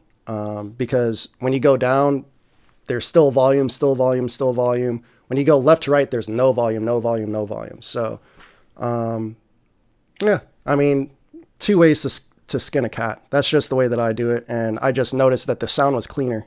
So definitely test it out in your own projects and figure out what you like better. Because they are two different sounds, for sure. I hear two different sounds. But yeah, I feel like the kick is cleaner doing it that way.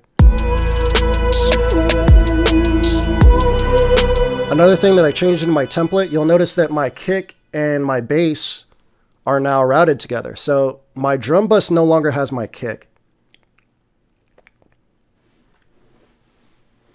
And so my drum bus is just my snare, clap, all this stuff from here. From here to here.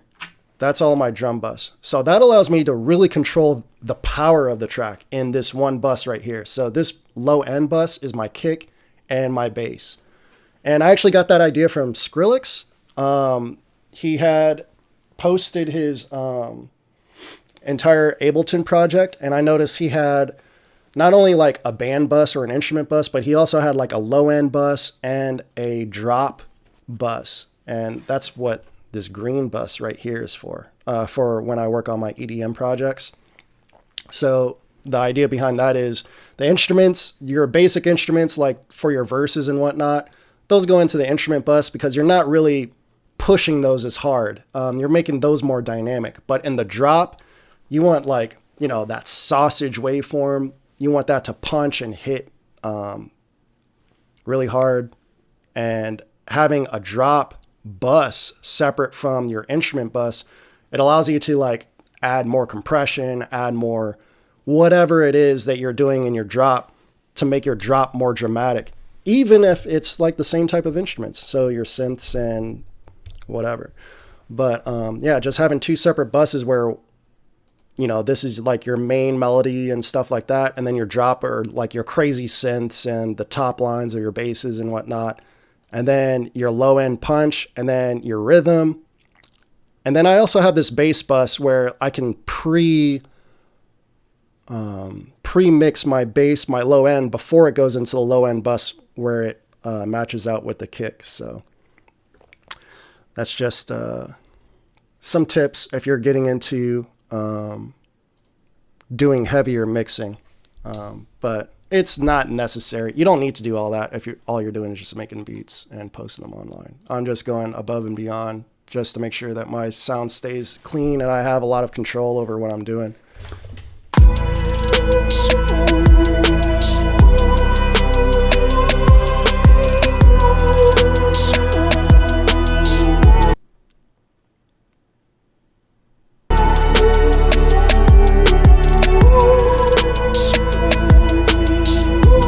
I'm gonna change the buffer rate so that I can play the piano again.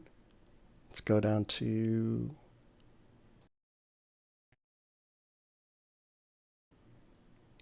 So we're back down to 48 again. So we'll get a little bit of crackling here. Not too bad. not too bad. Actually, I couldn't hear any at all, so we're good. Let's go ahead and add some keys.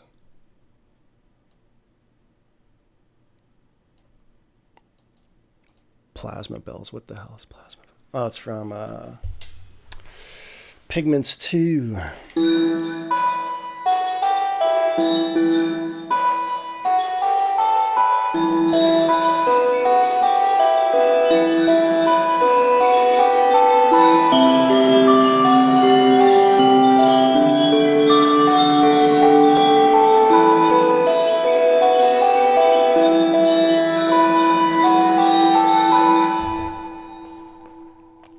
I wonder if that was in time with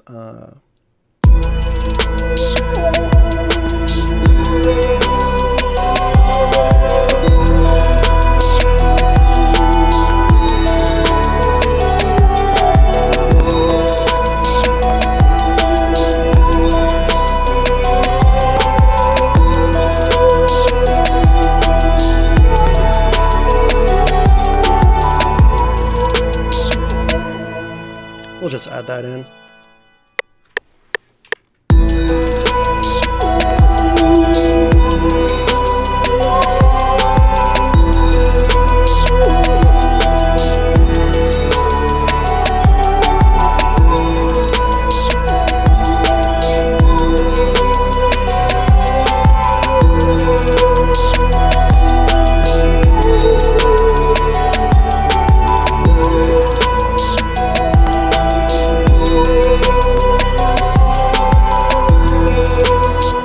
There's the crackling. I was wondering where that was when that was going to show up. Okay, let's route this to track 27 or 28. There we go. Actually, let me just do it this way. There we go.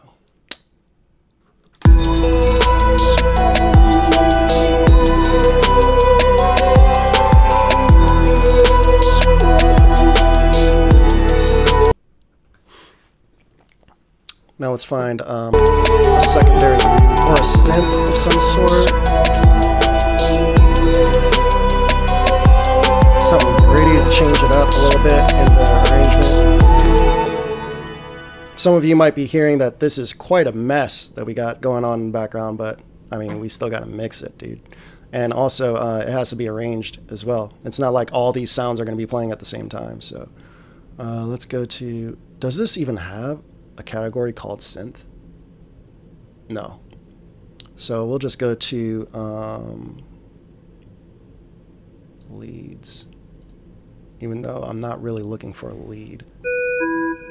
Definitely not that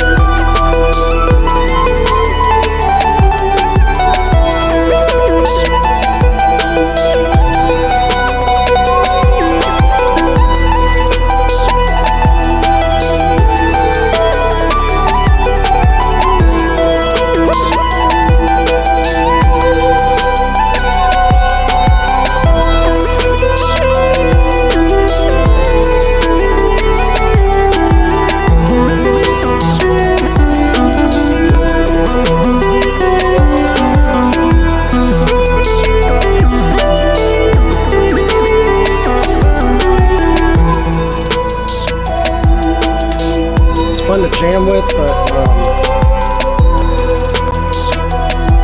gotta keep searching.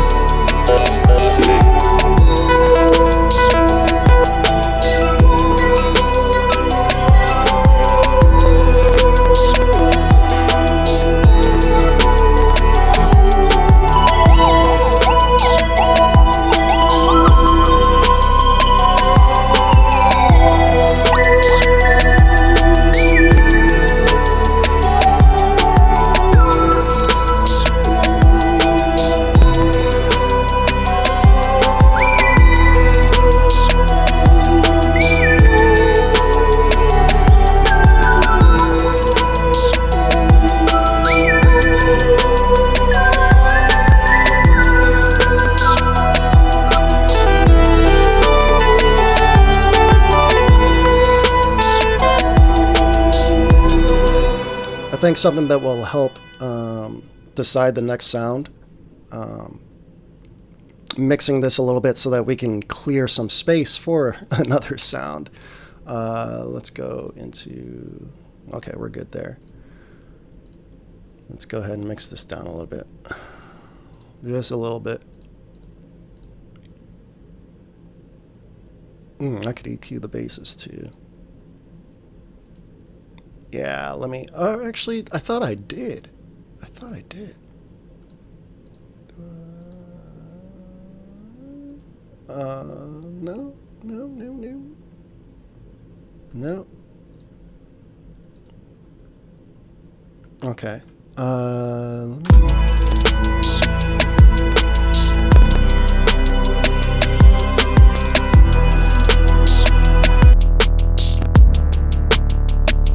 Let me go ahead and increase my buffer again. I don't want that static to interfere with what I'm doing. There we go.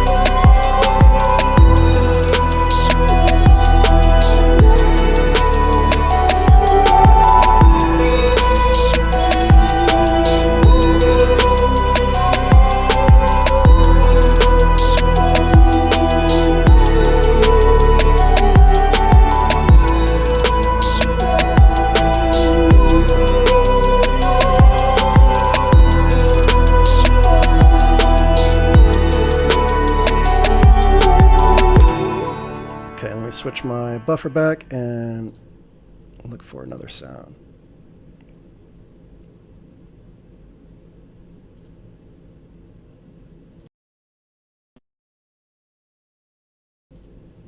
I think another thing that I want to do, let's go ahead and mute all of these and take a listen.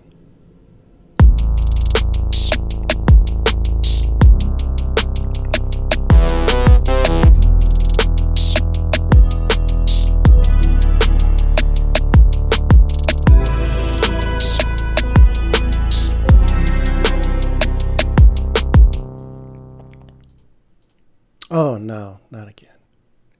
Not again.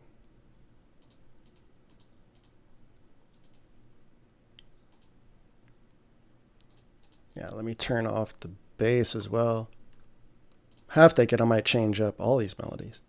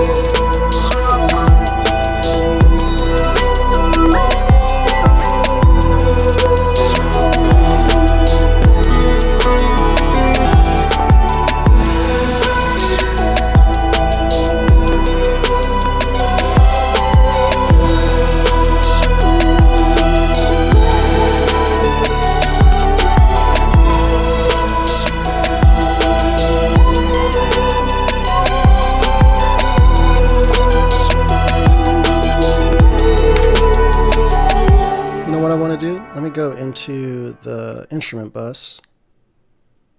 Let me add, what do I want to add here? Let's add a multi-effect on here. Let's try Neo. This is from Angelic Vibes. I actually made a video on this, but because the video quality was so bad from my old computer, Angelic Vibes didn't like it. I mean, they liked the video itself, just the quality, it wasn't good enough for the purposes of the video. So I'm going to have to redo it now that I have my new system. But this has a filter, lo-fi, drive, EQ, chorus, stereo, comp, delay, reverb. So it's like an all-in-one, just a quick coloration of your sound. So let's just turn on this chorus real quick. Let's also, you know what I'm going to do? Let me just go into file settings, project, change the PPQ to 24 for just for now.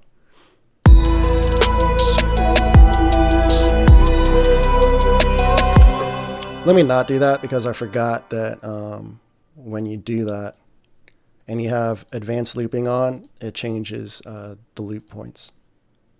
So let me just increase my buffer instead.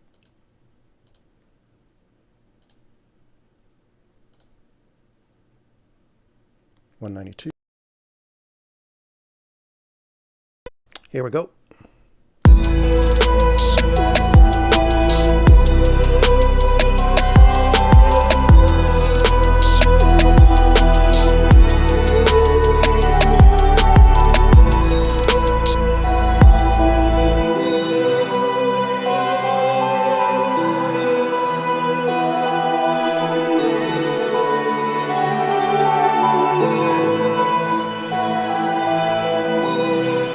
That's really interesting. I didn't think that that would happen. Just turning on the chorus on Neo just kind of softened everything up. I was thinking it would do something a little different just on the default settings, but...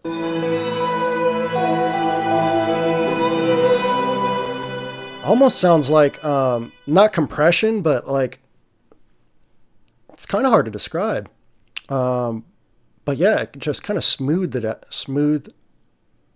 out our sound there. That was pretty dope. Let's see. Let's turn on the drive. Maybe we do need some saturation. Yeah.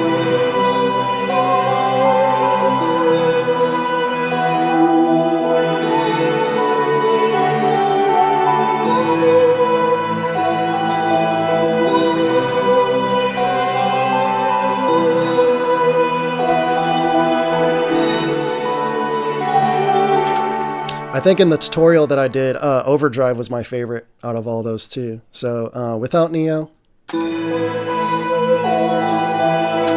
I feel like you guys aren't going to hear the difference.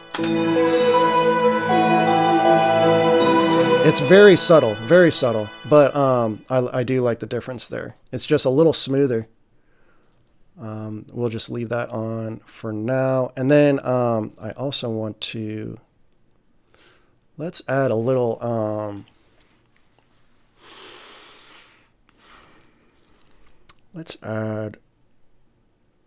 here's a free plugin for you guys, Deform. I'm going to do a tutorial on this.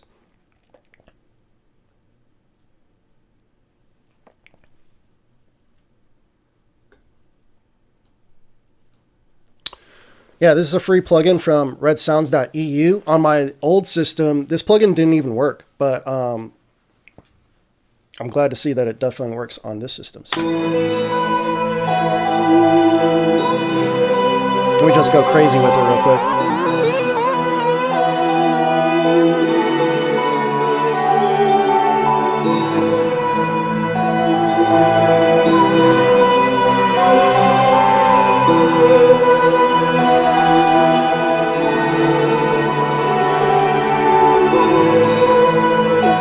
That space knob, I feel like this is really good for transitions. I'm definitely going to be using this in my EDM.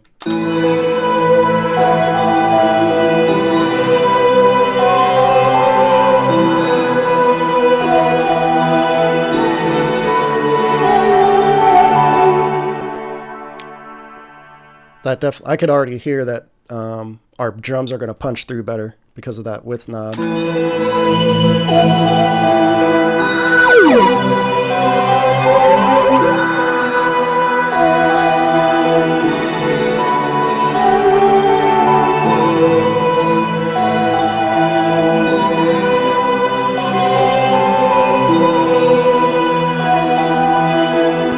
A lot of craziness going on there, but I just wanted to show you guys what this looked like. But we might be able to work this out a little bit better.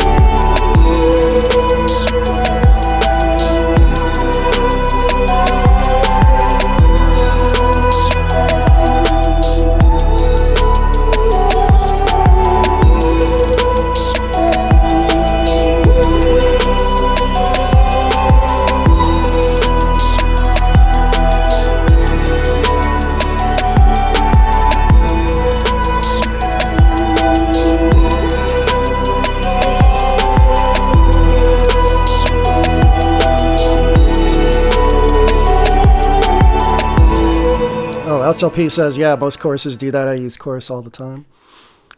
That's dope. I never really thought of chorus as something that could do that. But I guess it does make sense the way, because chorus is basically like duplicating the sound and spreading it out. But yeah, I just didn't think of using that instead of like saturation to soften the sound. I'm not sure if the signal actually changed, like the peak of the signal. That's something I'm going to have to test out sometime, because I'm definitely going to keep that in mind. I guess I just never really paid attention. But hey, it's fun learning something new. Let's go ahead and get into the arrangement a little bit. Let's, yeah.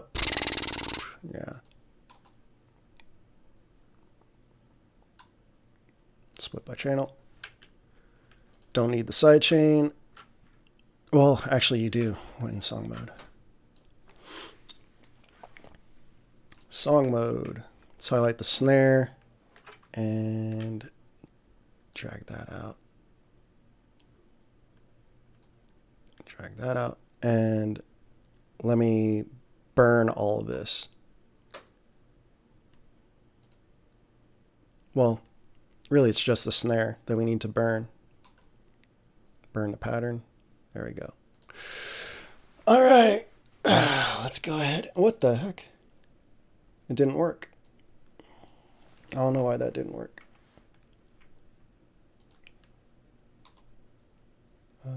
Bar?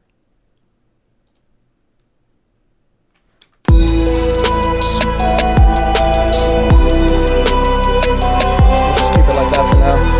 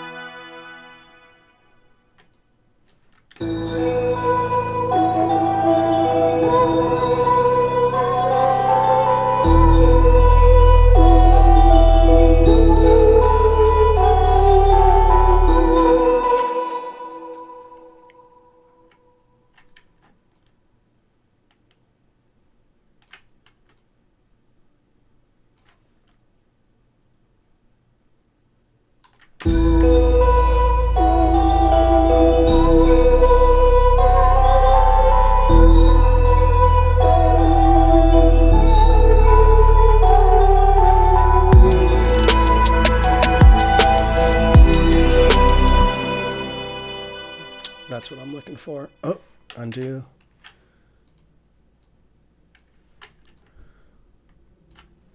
And delete that.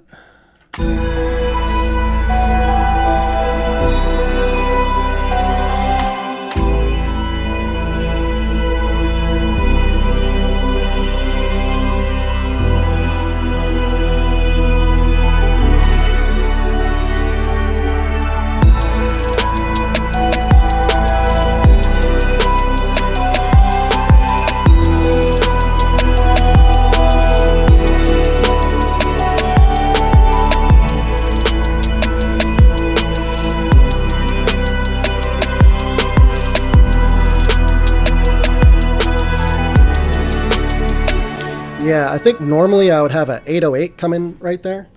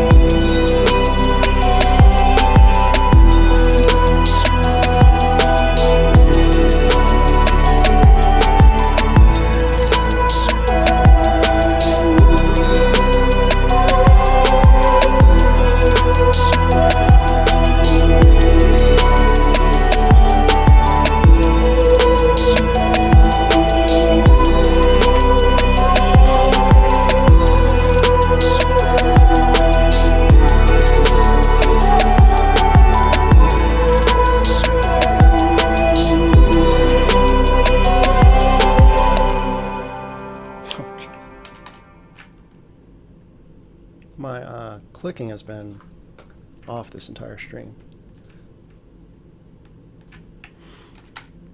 Why is it doing that? Yeah, why is it doing that? That makes no sense. Delete. Why is it skipping like that? That's not right. Now I have no audio.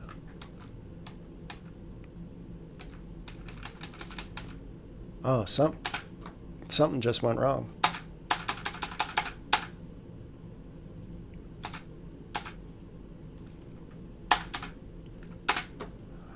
All right, it looks like FL Studio just froze on me.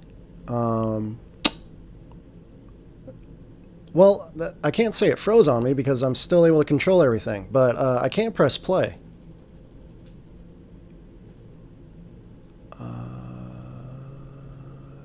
That makes no sense. Hey, SLP, I appreciate that.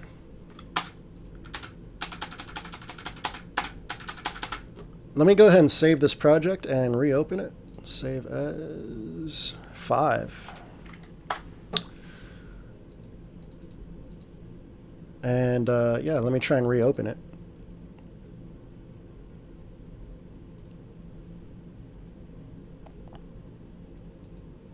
My apologies, sorry about that. I'm not sure how that ended up happening. We're pretty much done anyway. All I was going to do is just add ozone on top of it, really. Good old ozone. It's my favorite mastering plugin, if you guys didn't know. I usually combine that. Like when I'm making a beat to sell online or to send out for placements, I usually add ozone and Maximus. Maybe I'll show you guys how I do both of that. But oh, there must be something that I pressed because actually, let's look at the mixer.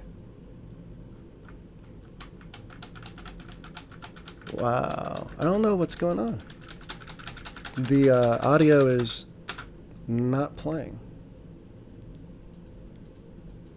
Oh, this whole playlist isn't letting me play or click inside of the playlist.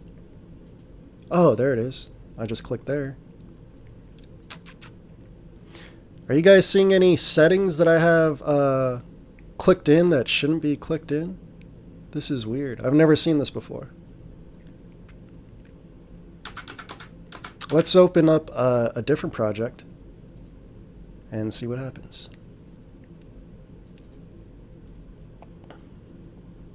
I have no idea what this is. Probably something really embarrassing. Oh, it's just some chords.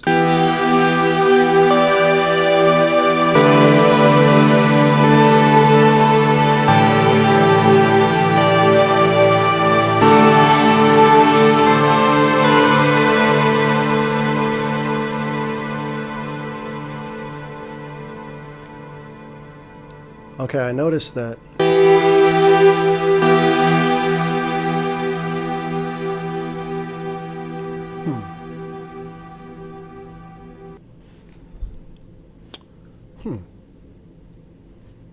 I might have just lost a project. I have no idea why it won't play. I've never seen that happen before.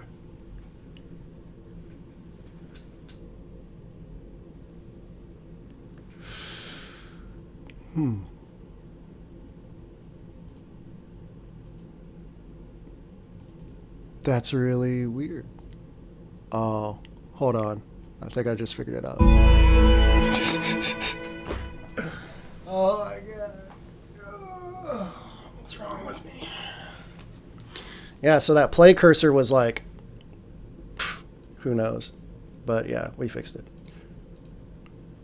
Yeah, where is that play cursor? Like, where is it ending up? Because I don't see it anywhere on the screen. That's so weird. I don't know why it keeps disappearing. Yeah, why is it disappearing over and over again? we'll just deal with it for now.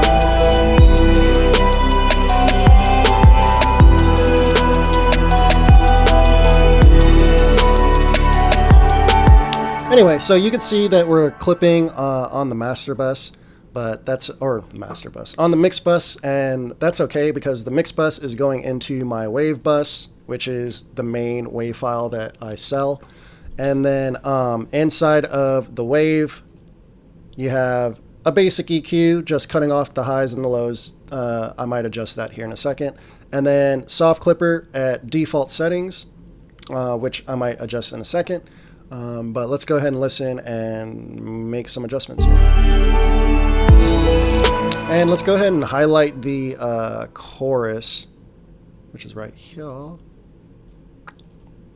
on, come on. There we go. What time is it? Again, I have like 14 screens around me. 7:54. Okay, cool. Pretty much 8 o'clock. I wanted to end the stream at 8 o'clock, so this is perfect. We got 6 minutes to do exactly what I wanted to do.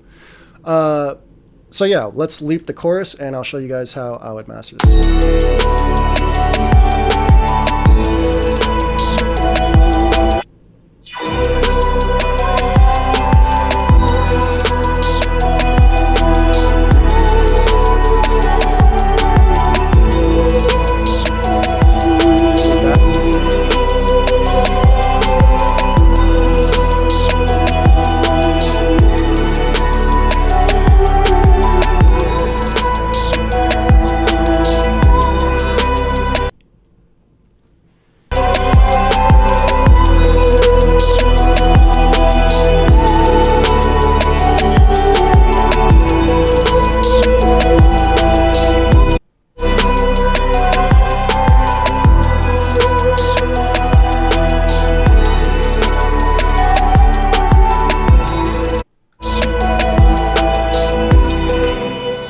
So you notice that really all Ozone did there was just make things quieter. Little EQ changes. So they boosted the vocal range, took out some of the highs, which I was kind of thinking it needed to be done as well. But you got to keep in mind that you plan on adding vocals to this. So you take this band right here, you just drop that down. And I'm probably going to leave that. Let's make it less dramatic. So it took 1.5 dB away from our high end. Let's go ahead and add a dB back, 1 dB. So we're going to just take 0.5 dB out of our high end. There we go. And let's take a listen. Yeah, there we go. So it still sounds nice, clean, and open. One other thing that I wanted to check. Yeah, deform on and off. So here's with it off.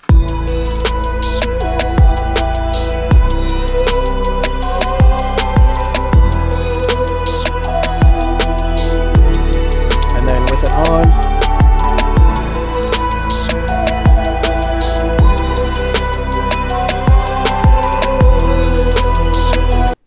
Bro, get Deform. It's a free plugin. I just loved how it spread everything out and warmed it up on the outer edges, which is something that I've never heard before.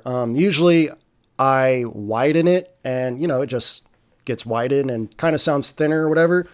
With Deform, because of the other controls right inside of it, like this lo-fi, it warmed everything up, even though we spread things out. Yeah, I definitely like how that sounds in comparison. Final test, final thing, let's go ahead and add in Ulean Loudness Meter, and let's see where we're at in terms of uploading this and getting the right levels. So we're at 14 LUFS. 1.5 dB of true peak, pushing -13 now, 10. So that's pretty good. That's pretty good. We can push this louder. if we wanted to. Let's go ahead and listen to what that would sound like, and then I'm going to go ahead and, yeah, let's just go ahead and listen to this.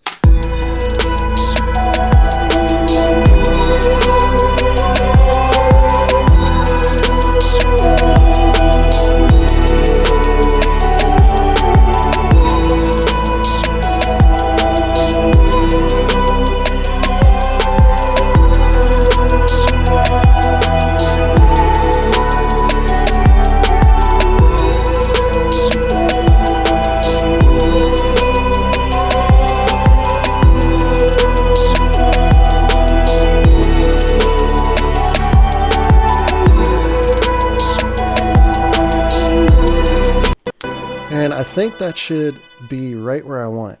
-1. Around 12 to 11 LUFS. Yep, got that. And I like this sitting right around -9. So we can see that this is pushing towards -8. -8's okay, is okay for momentary, but you can see our true peak just went up to 0.9, and we want that at -1. So all we're going to do is just go into ozone, and we're just going to duck the ceiling down by 0.1. And now let's take a look. I'm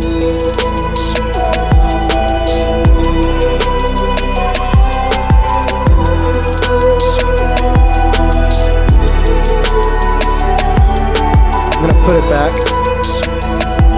I think I had some human error on that.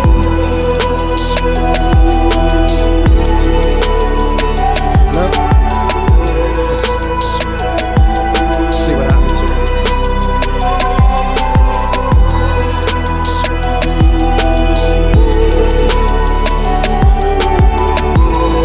Yeah, we got it. We got it. We got it. We got it. All right, ladies and gentlemen, thanks for sticking with me.